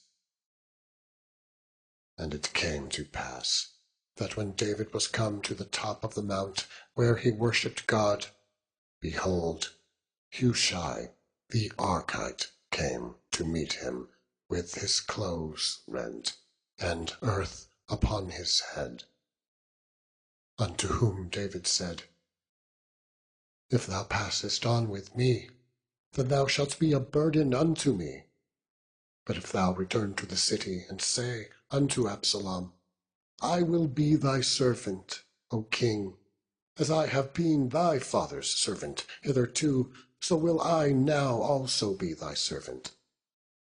Then mayest thou for me defeat the counsel of Ahithophel. And hast thou not there with thee Zadok and Abiathar, the priests? Therefore it shall be that what thing soever thou shalt hear out of the king's house, thou shalt tell it to Zadok and Abiathar, the priests. Therefore they have there with them their 2 sons, Ahimaaz, Zadok's son, and Jonathan, Abiathar's son. And by them ye shall send unto me everything that ye can hear. So Hushai, David's friend, came into the city, and Absalom came into Jerusalem. Chapter 16. And when David was a little past the top of the hill, behold, Ziba, the servant of Mephibosheth, met him, with a couple of asses saddled, and upon them 200 loaves of bread, and 100 bunches of raisins, and 100 of summer fruits, and a bottle of wine. And the king said unto Ziba, What meanest thou by these? And Ziba said, The asses be for the king's household to ride on, and the bread and summer fruit for the young men to eat, and the wine, that such as be faint in the wilderness may drink. And the king said, And where is thy master's son? And Ziba said unto the king, Behold, he abideth at Jerusalem. For he said, Today shall the house of Israel restore me the kingdom of my father. Then said the king to Ziba, Behold, thine are all that pertained unto Mephibosheth. And Ziba said, I humbly beseech thee that I may find grace in thy sight, my lord, O king. And when King David came to Bahurim, behold, thence came out a man of the family of the house of Saul, whose name was Shimei, the son of Gera. He came forth, and cursed still as he came. And he cast stones at David, and at all the servants of King David. And all the people, and all the mighty men were on his right hand, and on his left. And thus said Shimei when he cursed, come out, thou bloody man, and thou man of Belial. The Lord hath returned upon thee all the blood of the house of Saul, in whose stead thou hast reigned. And the Lord hath delivered the kingdom into the hand of Absalom, thy son. And behold, thou art taken in thy mischief, because thou art a bloody man. Then said Abishai, the son of Zeruiah, unto the king, why should this dead dog curse my lord the king? Let me go over, I pray thee, and take off his head. And the king said, what have I to do with you, ye sons of Zeruiah? So let him curse, because the Lord hath said unto him, curse David. Who shall then say, wherefore hast thou done so? And David said to Abishai and to all his servants, behold, my son, which came forth of my bowels, seeketh my life. How much more now may this Benjamite do it? Let him alone, and let him curse, for the Lord hath bidden him. It may be that the Lord will look on mine affliction, and that the Lord will requite me good for his cursing this day. And as David and his men went by the way, Shimei went along on the hill's side over against them, and cursed as he went, and threw stones at him, and cast dust. And Absalom and all the people, the men of Israel, came to Jerusalem, and Ahithophel with him. And it came to pass, when Hushai the Archite, David's friend, was come unto Absalom, that Hushai said unto Absalom, God save the king! God save the king!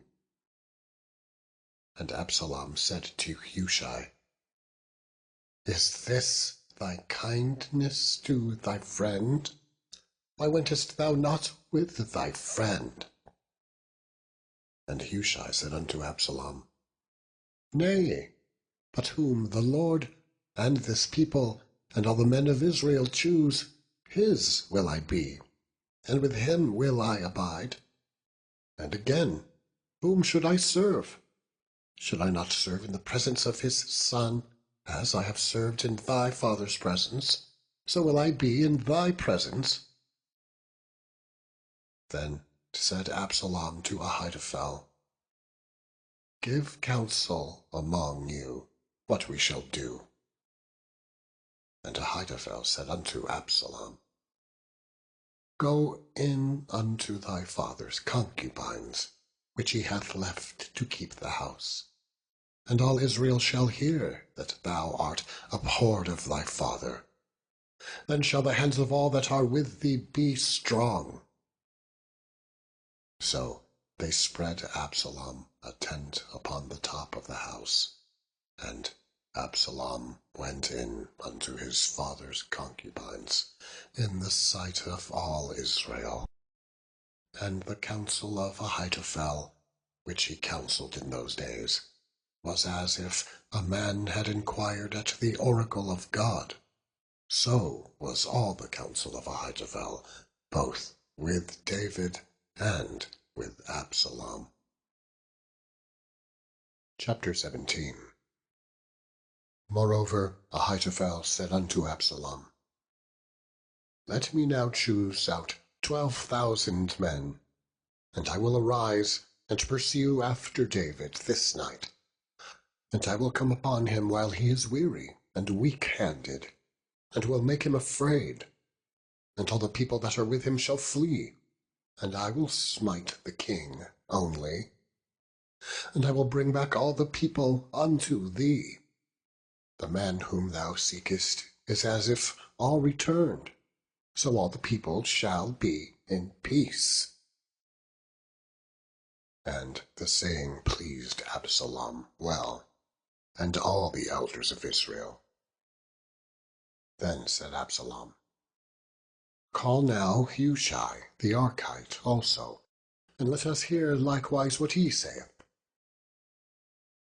And when Hushai was come to Absalom, Absalom spake unto him, saying, Ahitophel hath spoken after this manner.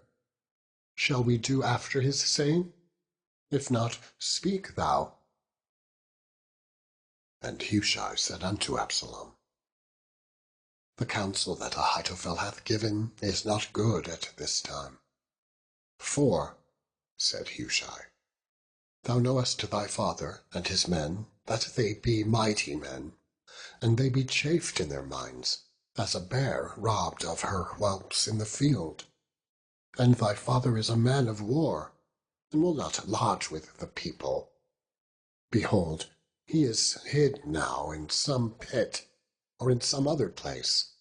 And it will come to pass, when some of them be overthrown at the first, that whosoever heareth it will say, There is a slaughter among the people that follow Absalom. And he also that is valiant, whose heart is as the heart of a lion, shall utterly melt. For all Israel knoweth that thy father is a mighty man, and they which be with him are valiant men.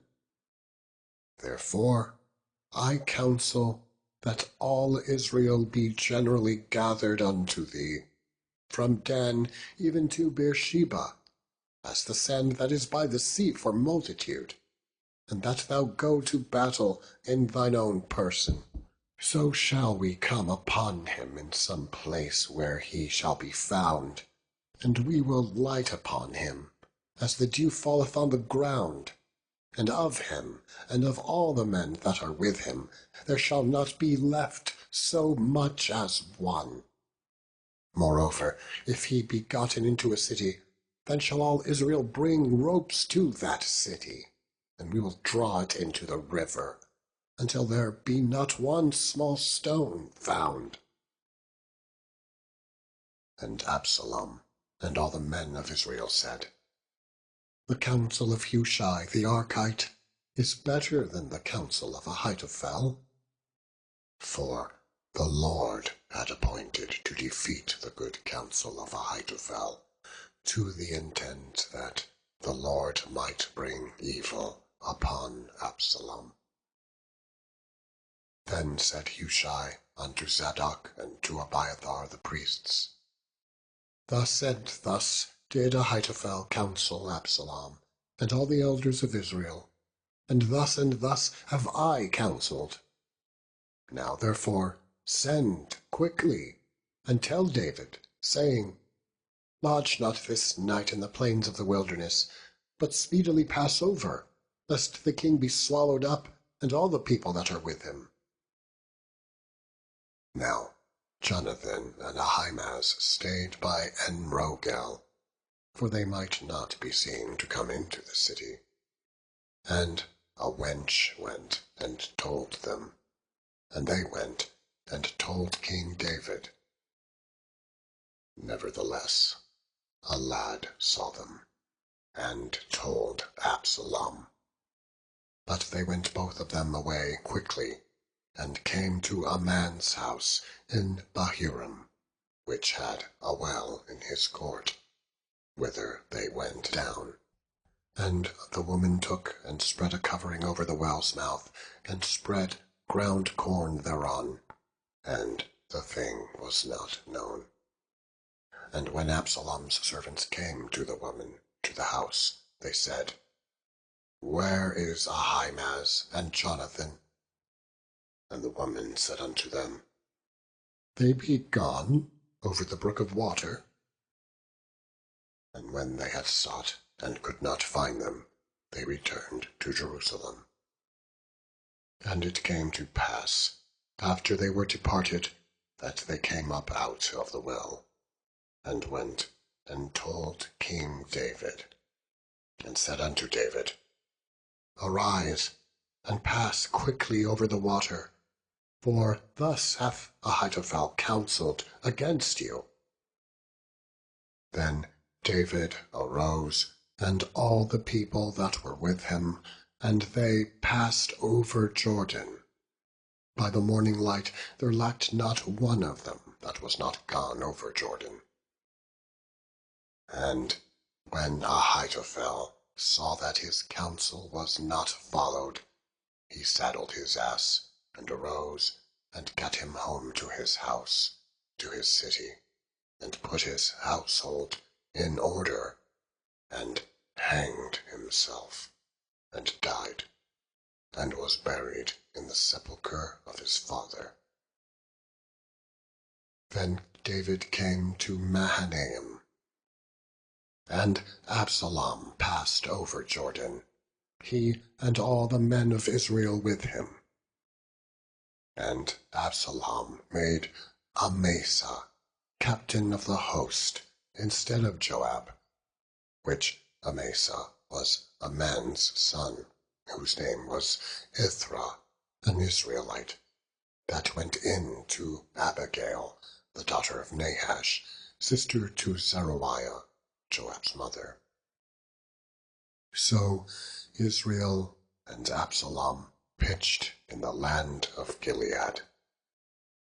And it came to pass, when David was come to Mahanaim, that Shobai, the wife of Nahash, of Rabbah, of the children of Ammon, and Machir, the son of Ammiel, of Lodebar, and Barzillai, the Gileadite of Rogelim, brought beds and basins, and earthen vessels, and wheat, and barley, and flour, and parched corn, and beans, and lentils, and parched pulse, and honey, and butter, and sheep, and cheese of kine, for David, and for the people that were with him, to eat. For they said, The people is hungry, and weary, and thirsty in the wilderness. Chapter 18. And David numbered the people that were with him, and set captains of thousands, and captains of hundreds over them.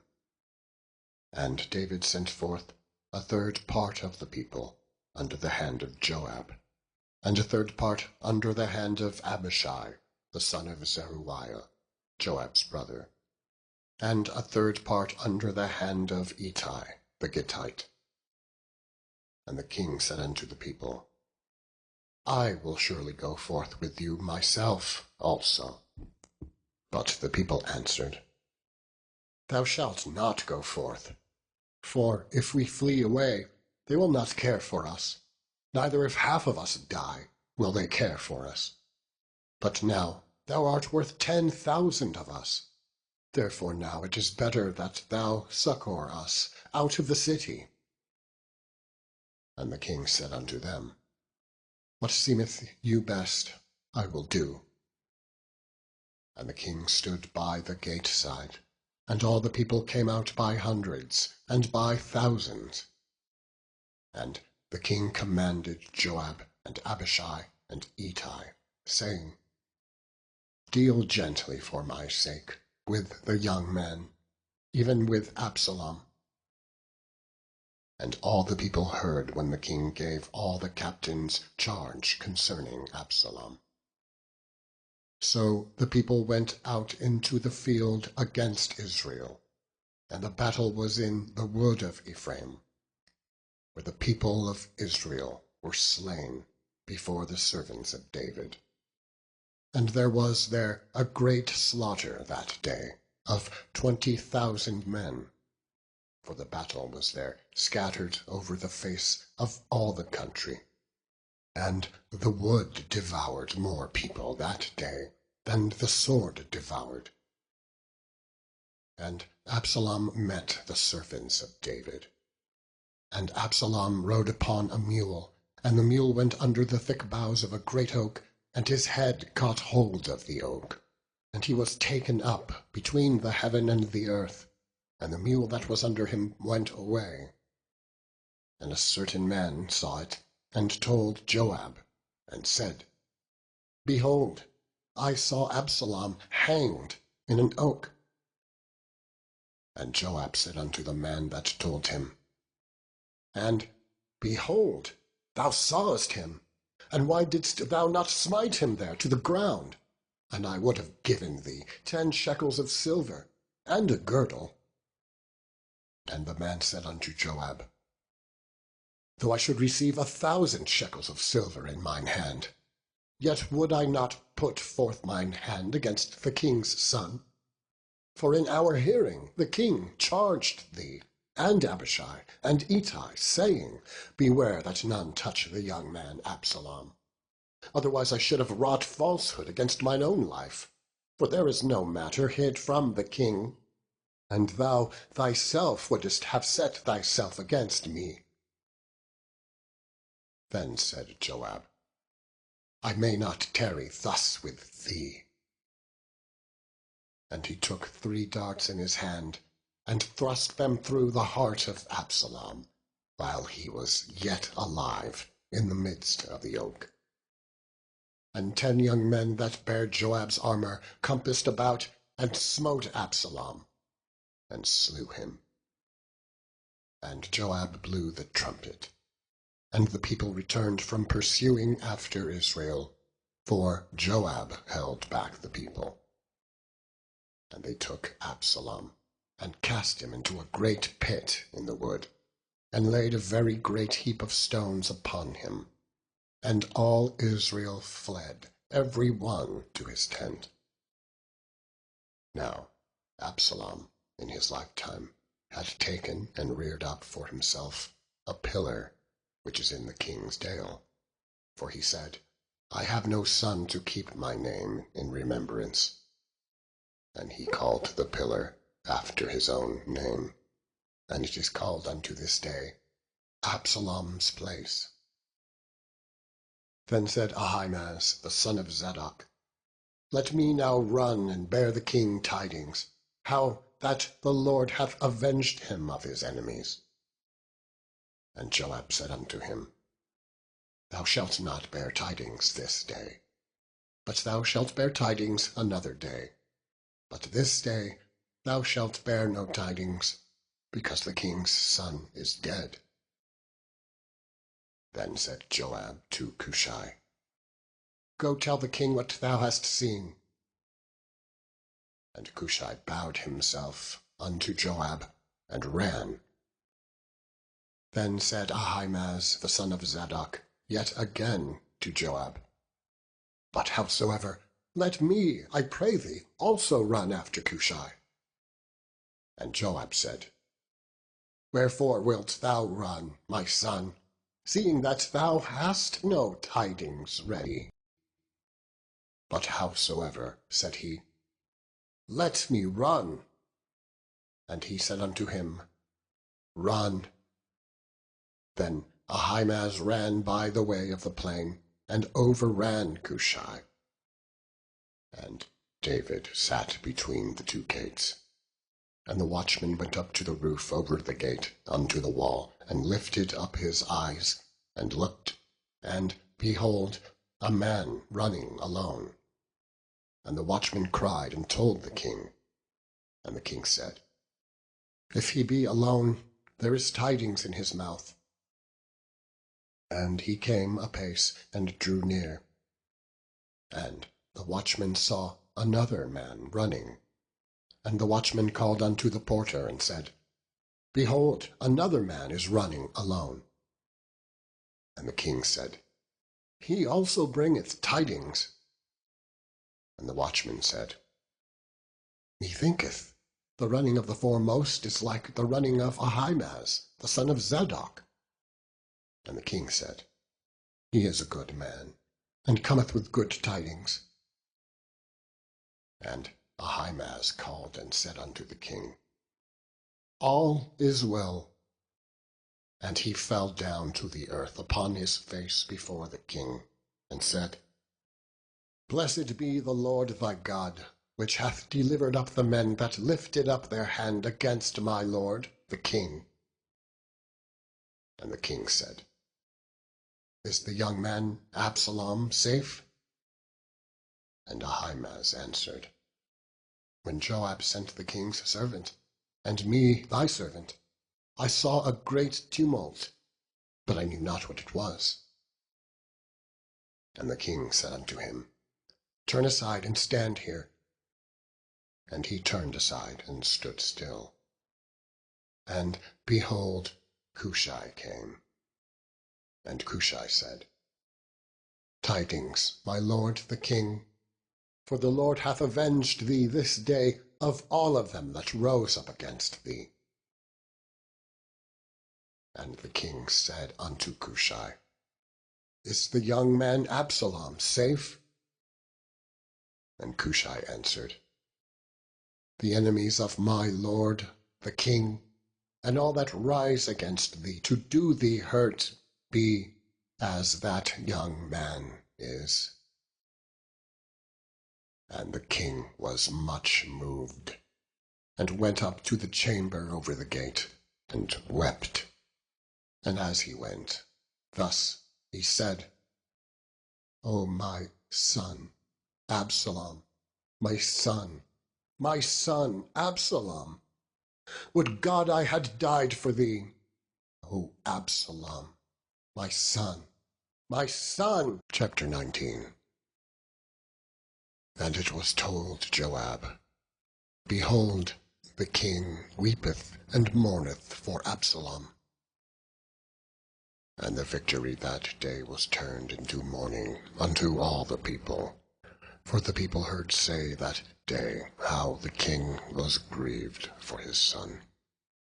And the people gat them by stealth that day into the city, as people being ashamed steal away when they flee in battle. But the king covered his face, and the king cried with a loud voice, O my son, Absalom!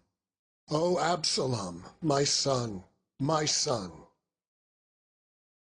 And Joab came into the house to the king, and said, Thou hast shamed this day the faces of all thy servants, which this day have saved thy life, and the lives of thy sons, and of thy daughters, and the lives of thy wives, and the lives of thy concubines, in that thou lovest thine enemies, and hatest thy friends.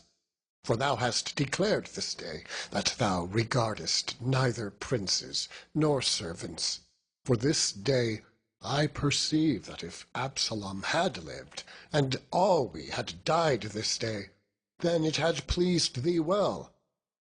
Therefore arise, go forth, and speak comfortably unto thy servants.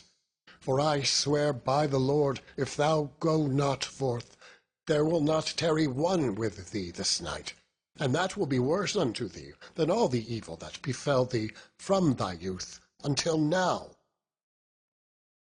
Then the king arose and sat in the gate. And they told unto all the people, saying, Behold, the king doth sit in the gate. And all the people came before the king, for Israel had fled every man to his tent. And all the people were at strife throughout all the tribes of Israel, saying, The king saved us out of the hand of our enemies, and he delivered us out of the hand of the Philistines. And now he is fled out of the land for Absalom. And Absalom, whom we anointed over us, is dead in battle. Now therefore, why speak ye not a word of bringing the king back? And King David sent to Zadok and to Abiathar the priests, saying, Speak unto the elders of Judah, saying, Why are ye the last to bring the king back to his house, seeing the speech of all Israel is come to the king? even to his house. Ye are my brethren, ye are my bones and my flesh. Wherefore then are ye the last to bring back the king? And say ye to Amasa, Art thou not of my bone and of my flesh? God do so to me, if thou be not captain of the host before me, continually in the room of Joab. And he bowed the heart of all the men of Judah, even as the heart of one man, so that they sent this word unto the king, Return thou, and all thy servants. So the king returned, and came to Jordan. And Judah came to Gilgal to go meet the king, to conduct the king over Jordan. And Shimei, the son of Gera, a Benjamite, which was of Bahurim, hasted and came down with the men of Judah to meet King David. I am this day 80 years old, and can I discern between good and evil? Can thy servant taste what I eat or what I drink? Can I hear any more the voice of singing men and singing women? Wherefore then should thy servant be yet a burden unto my lord the king? Thy servant will go a little way over Jordan with the king. And why should the king recompense it me with such a reward? Let thy servant, I pray thee, turn back again, that I may die in mine own city, and be buried by the grave of my father and of my mother. But behold, thy servant Chimham, let him go over with my lord the king, and do to him what shall seem good unto thee. And the king answered, Chimham shall go over with me, and I will do to him that which shall seem good unto thee, and whatsoever thou shalt require of me, that will I do for thee. And all the people went over Jordan. And when the king was come over, the king kissed Barzillai, and blessed him, and he returned unto his own place. Then the king went on to Gilgal, and Chimham went on with him. And all the people of Judah conducted the king, and also half the people of Israel. And behold, all the men of Israel came to the king, and said unto the king, Why have our brethren, the men of Judah, stolen thee away, and have brought the king and his household, and all David's men with him, over Jordan? And all the men of Judah answered the men of Israel, Because the king is near of kin to us. Wherefore then be ye angry for this matter? Have we eaten at all of the king's cost? Or hath he given us any gift? And the men of Israel answered the men of Judah, and said, We have 10 parts in the king, and we have also more right in David than ye. Why then did ye despise us, that our advice should not be first had in bringing back our king? And the words of the men of Judah were fiercer than the words of the men of Israel. Chapter 20. And there happened to be there a man of Belial, whose name was Sheba, the son of Bichri, a Benjamite.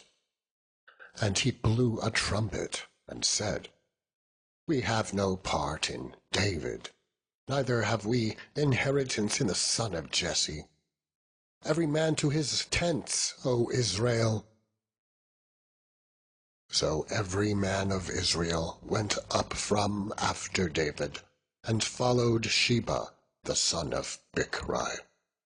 But the men of Judah clave unto their king, from Jordan even to Jerusalem. And David came to his house at Jerusalem, and the king took the 10 women, his concubines, whom he had left to keep the house, and put them in ward, and fed them, but went not in unto them. so they were shut up unto the day of their death, living in widowhood. Then said the king to Amasa, Assemble me the men of Judah within 3 days, and be thou here present. So Amasa went to assemble the men of Judah, but he tarried longer than the set time which he had appointed him.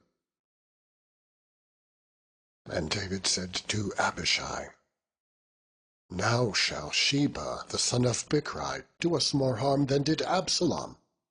Take thou thy lord's servants, and pursue after him, lest he get him fenced cities, and escape us. And there went out after him Joab's men, and the Cherethites, and the Pelethites, and all the mighty men. And they went out of Jerusalem to pursue after Sheba the son of Bichri. When they were at the great stone, which is in Gibeon, Amasa went before them. And Joab's garment that he had put on was girded unto him, and upon it a girdle with a sword fastened upon his loins in the sheath thereof. And as he went forth it fell out. And Joab said to Amasa, Art thou in health, my brother? And Joab took Amasa by the beard with the right hand to kiss him. But Amasa took no heed to the sword that was in Joab's hand. So he smote him therewith in the 5th rib, and shed out his bowels to the ground, and struck him not again. And he died. So Joab and Abishai his brother pursued after Sheba the son of Bichri.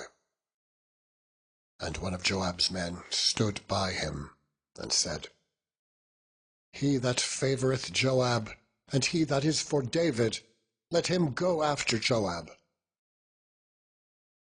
And Amasa wallowed in blood in the midst of the highway.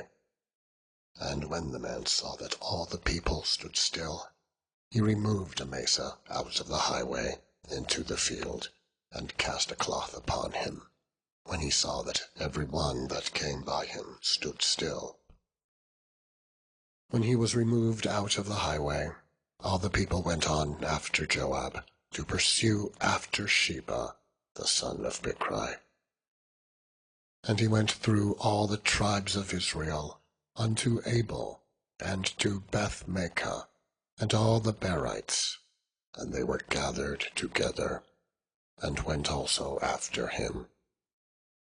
And they came and besieged him in Abel of Beth-Maachah, and they cast up a bank against the city, and it stood in the trench. And all the people that were with Joab battered the wall to throw it down.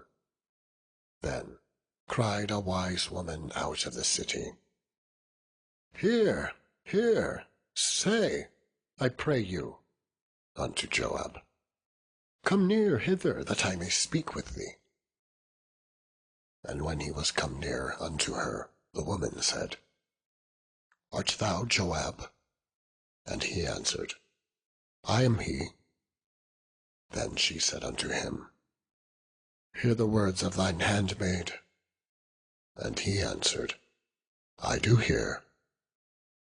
Then she spake, saying, They were wont to speak in old time, saying, They shall surely ask counsel at Abel.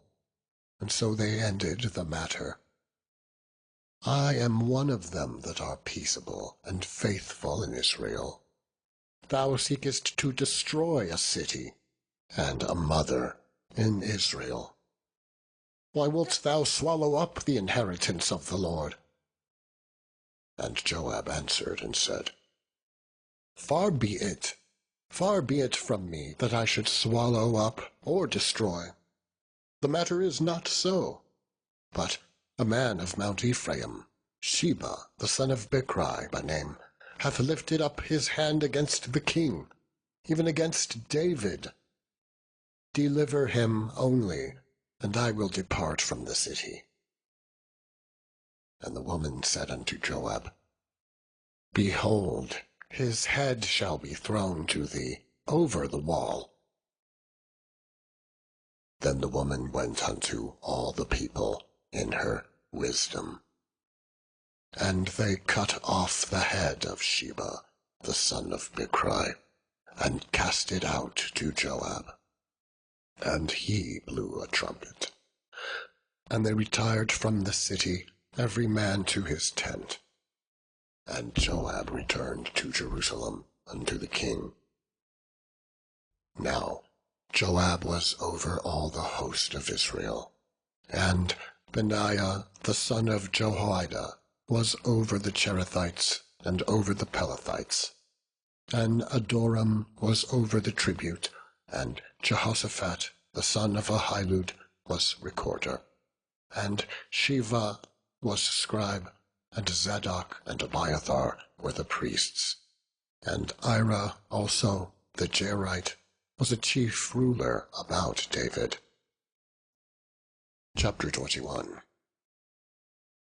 Then there was a famine in the days of David 3 years, year after year. And David inquired of the Lord, and the Lord answered, It is for Saul, and for his bloody house, because he slew the Gibeonites. And the king called the Gibeonites, and said unto them, Now the Gibeonites were not of the children of Israel, but of the remnant of the Amorites. And the children of Israel had sworn unto them, and Saul sought to slay them in his zeal to the children of Israel and Judah. Wherefore David said unto the Gibeonites, What shall I do for you? And wherewith shall I make the atonement, that ye may bless the inheritance of the Lord?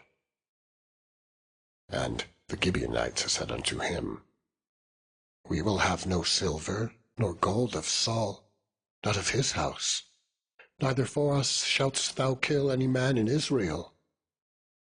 And he said, What ye shall say, that will I do for you. And they answered the king, The man that consumed us, and that devised against us that we should be destroyed from remaining in any of the coasts of Israel, let 7 men of his sons be delivered unto us, and we will hang them up unto the Lord in Gibeah of Saul, whom the Lord did choose. And the king said, I will give them. But the king spared Mephibosheth, the son of Jonathan, the son of Saul, because of the Lord's oath that was between them, between David and Jonathan, the son of Saul. But the king took the 2 sons of Rizpah, the daughter of Aiah, whom she bare unto Saul, Armoni and Mephibosheth, and the 5 sons of Michal, the daughter of Saul, whom she brought up for Adriel, the son of Barzillai the Mahalathite. And he delivered them into the hands of the Gibeonites, and they hanged them in the hill before the Lord. And they fell, all 7 together, and were put to death in the days of harvest, in the first days, in the beginning of barley harvest. And Rizpah, the daughter of Aiah, took sackcloth, and spread it for her upon the rock, from the beginning of harvest until water dropped upon them out of heaven, and suffered neither the birds of the air to rest on them by day, nor the beasts of the field by night. And it was told David what Rizpah, the daughter of Aiah, the concubine of Saul, had done. And David went and took the bones of Saul, and the bones of Jonathan his son, from the men of Jabesh-Gilead, which had stolen them from the street of Bethshan, where the Philistines had hanged them, when the Philistines had slain Saul in Gilboa. And he brought up from thence the bones of Saul, and he brought up from thence the bones of Saul, and the bones of Jonathan his son. And they gathered the bones of them that were hanged. And the bones of Saul and Jonathan his son buried they in the country of Benjamin and Zelah, in the sepulchre of Kish his father. And they performed all that the king commanded. And after that God was entreated for the land. Moreover, the Philistines had yet war again with Israel. And David went down, and his servants with him, and fought against the Philistines. And David waxed faint. And Ishbi-benob, which was of the sons of the giant, the weight of whose spear weighed 300 shekels of brass in weight, he, being girded with a new sword, thought to have slain David. But Abishai, the son of Zeruiah, succoured him, and smote the Philistine, and killed him. Then the men of David sware unto him, saying, Thou shalt go no more out with us to the battle, that thou quench not the light of Israel. And it came to pass after this, that there was again a battle with the Philistines at Gob. Then Sibbecai the Hushathite slew Saph, which was of the sons of the giant. And there was again a battle in Gob with the Philistines, where Elhanan the son of Jereoregim, a Bethlehemite, slew the brother of Goliath the Gittite, the staff of whose spear was like a weaver's beam. And there was yet a battle in Gath, where was a man of great stature, that had on every hand 6 fingers, and on every foot 6 toes, 24 in number, and he also was born to the giant.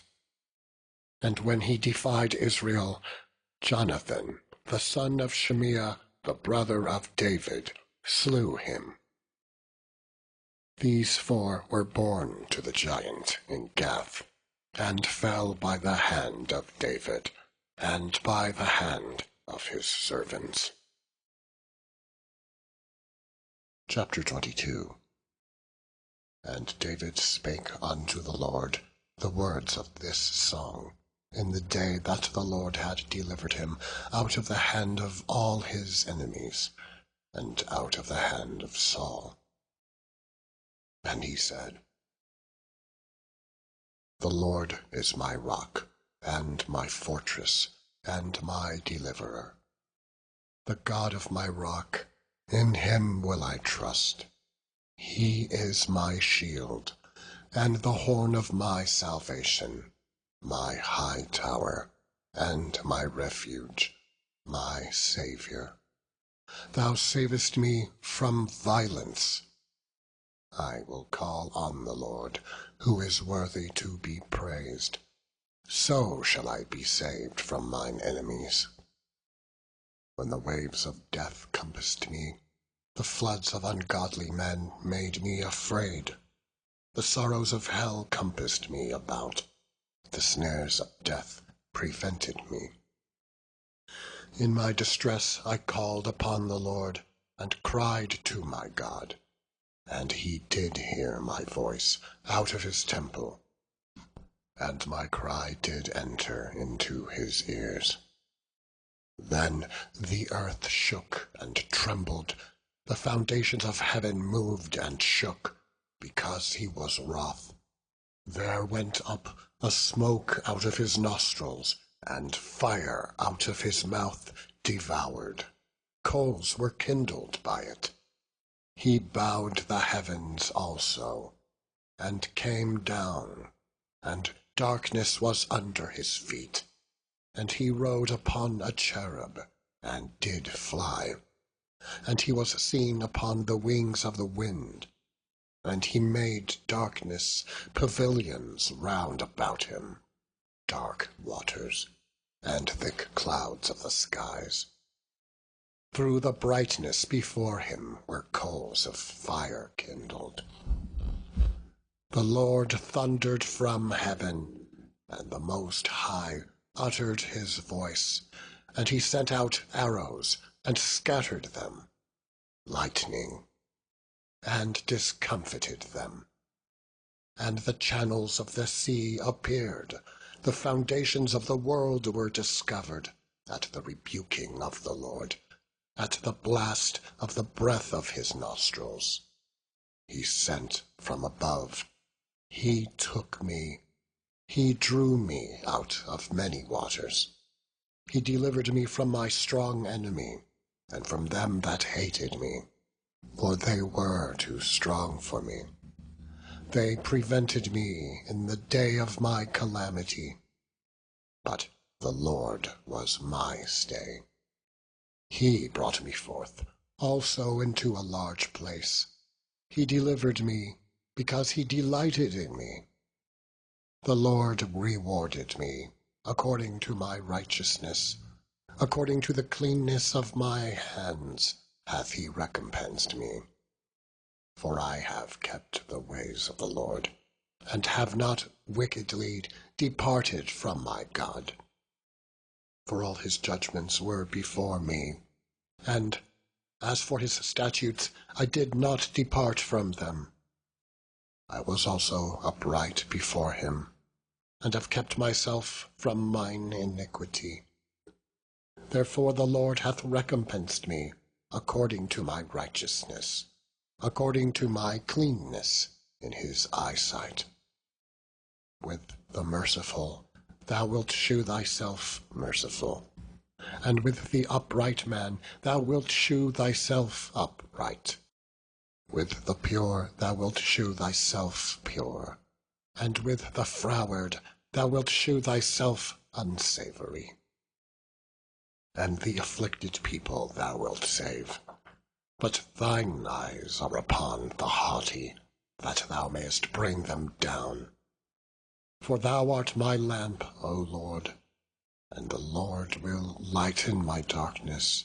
For by thee I have run through a troop, by my God have I leaped over a wall.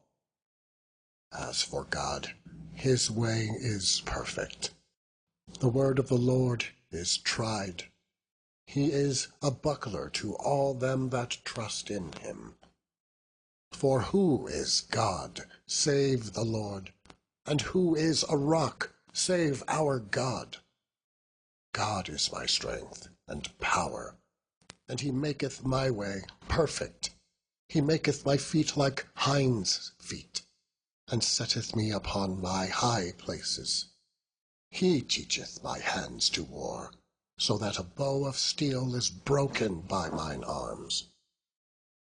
Thou hast also given me the shield of thy salvation, and thy gentleness hath made me great.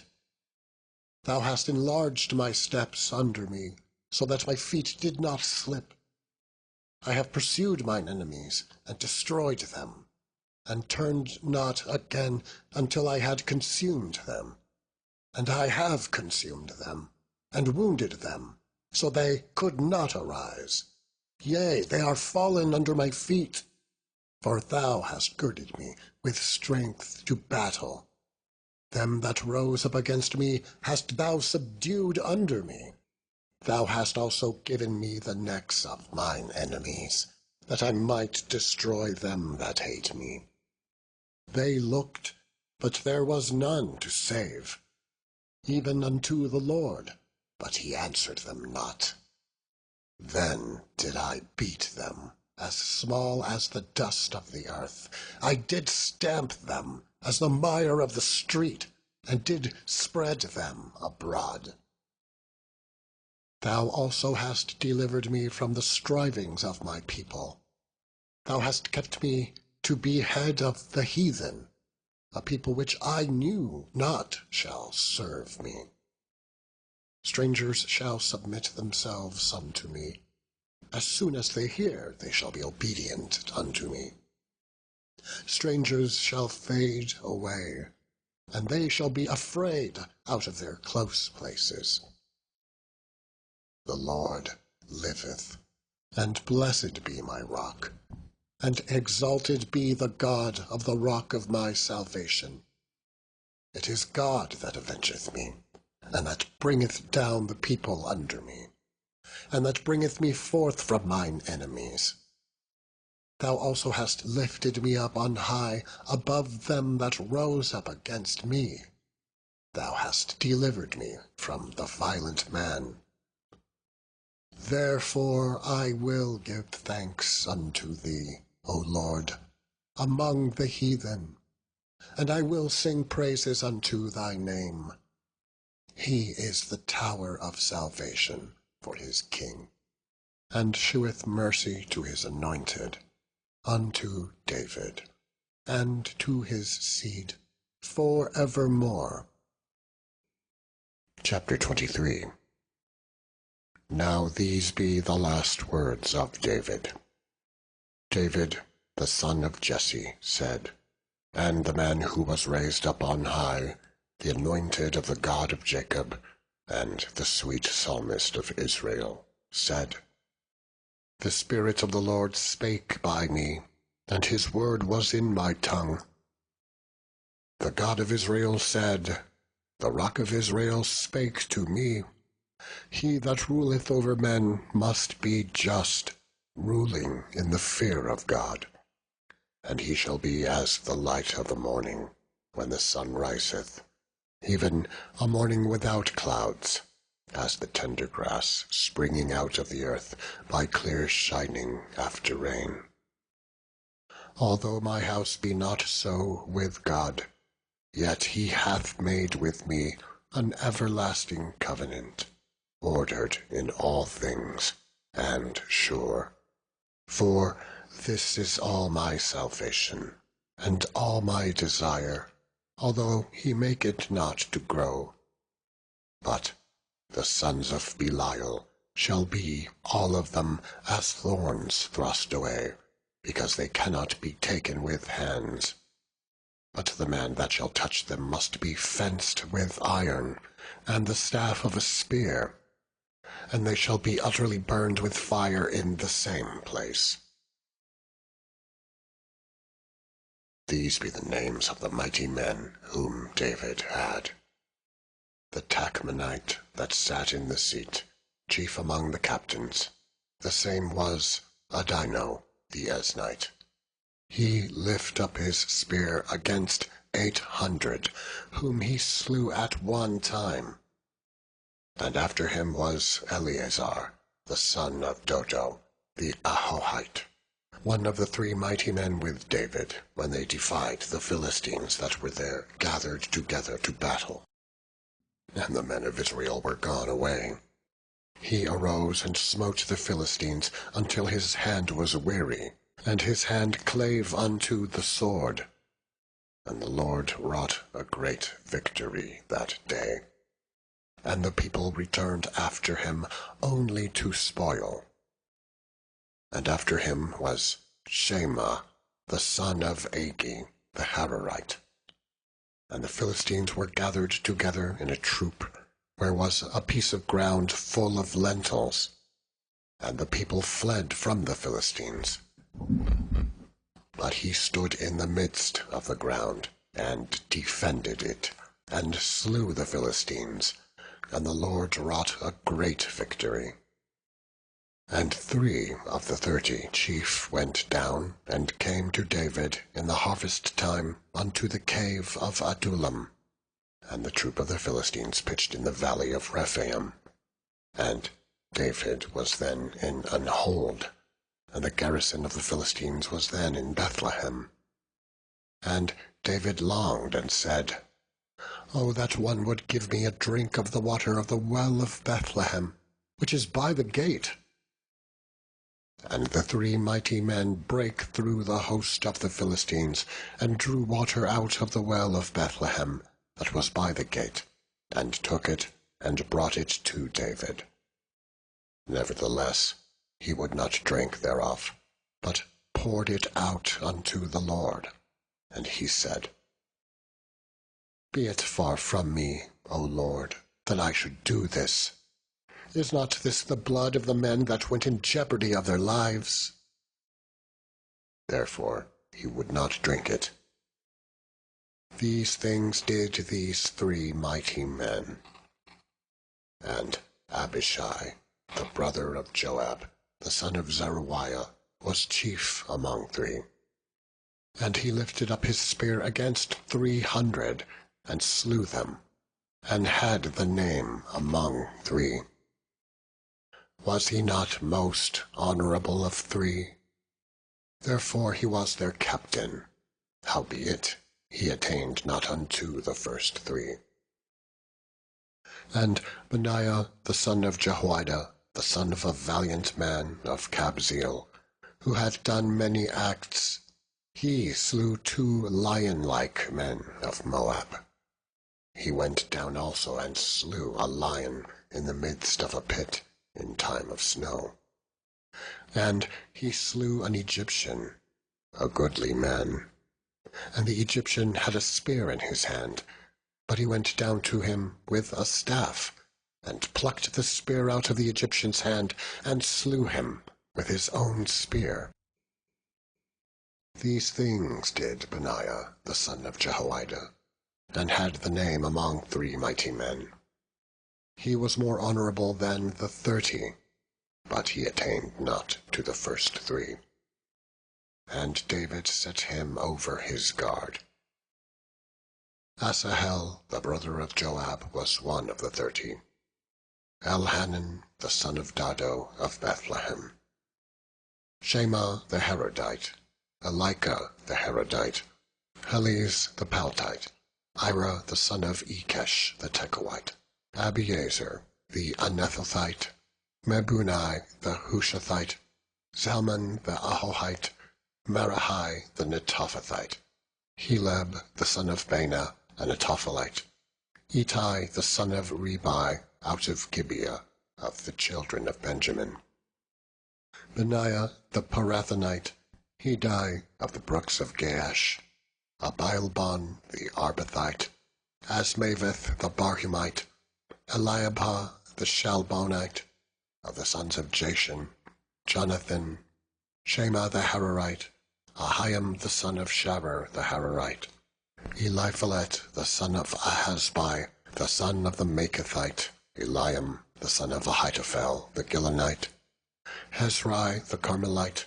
Parai the Arbite, Egal the son of Nathan and Zobah, Bani the Gadite, Zelek the Ammonite, Nerharai the Beerothite, armor-bearer to Joab the son of Zeruiah, Ira and Ithrite, Gareb and Ithrite, Uriah the Hittite.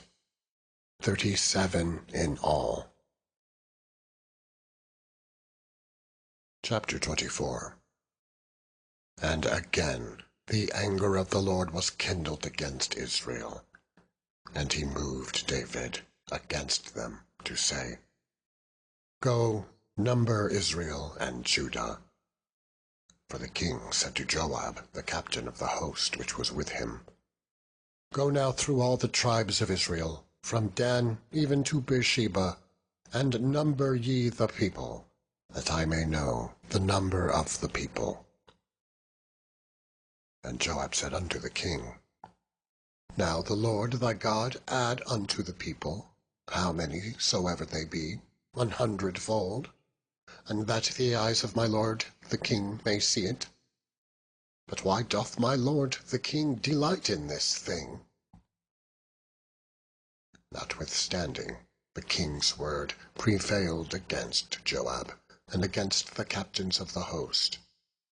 And Joab and the captains of the host went out from the presence of the king, to number the people of Israel. And they passed over Jordan, and pitched in Aroer, on the right side of the city that lieth in the midst of the river Gad, and toward Jazer. Then they came to Gilead, and to the land of Tatim-Hodshai, and they came to Danjan, and about to Zidon, and came to the stronghold of Tyre, and to all the cities of the Hivites and of the Canaanites. And they went out to the south of Judah, even to Beersheba. So, when they had gone through all the land, they came to Jerusalem at the end of 9 months and 20 days. And Joab gave up the sum of the number of the people unto the king.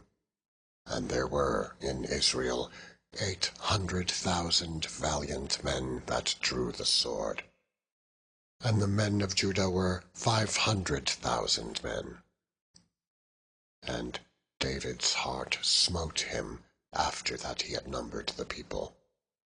And David said unto the Lord, I have sinned greatly in that I have done. And now I beseech thee, O Lord, take away the iniquity of thy servant, for I have done very foolishly.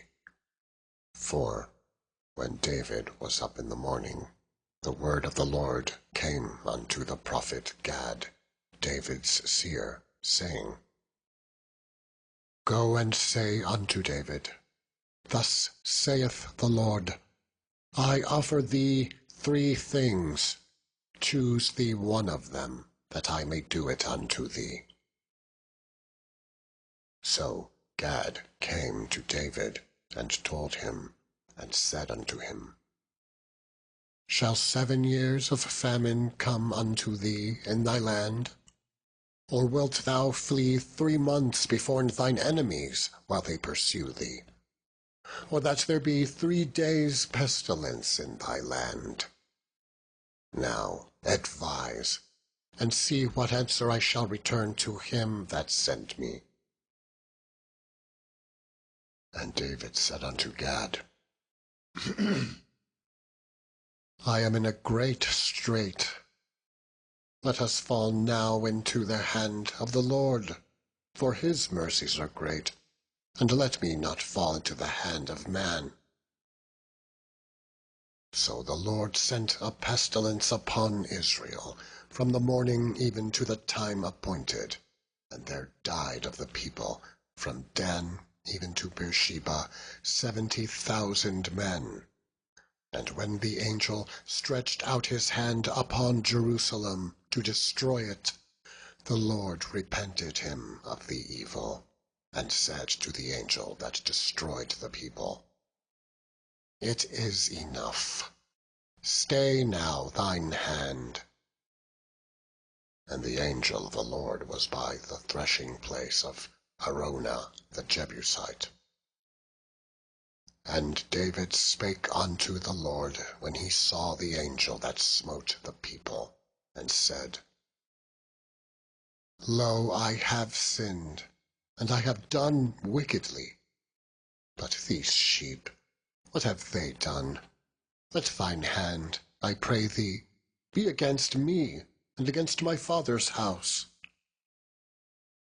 And Gad came that day to David, and said unto him, Go up, rear an altar unto the Lord in the threshing floor of Araunah the Jebusite.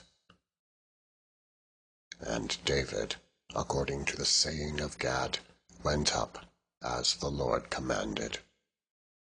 And Araunah looked, and saw the king and his servants coming on toward him.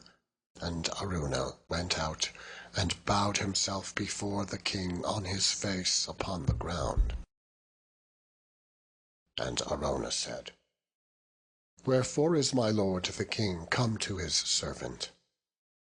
And David said, To buy the threshing floor of thee, to build an altar unto the Lord, that the plague may be stayed from the people.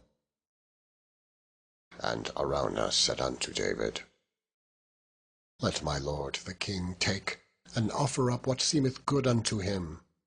Behold, here be oxen for burnt sacrifice, and threshing instruments, and other instruments of the oxen for wood. All these things did Araunah, as a king, give unto the king.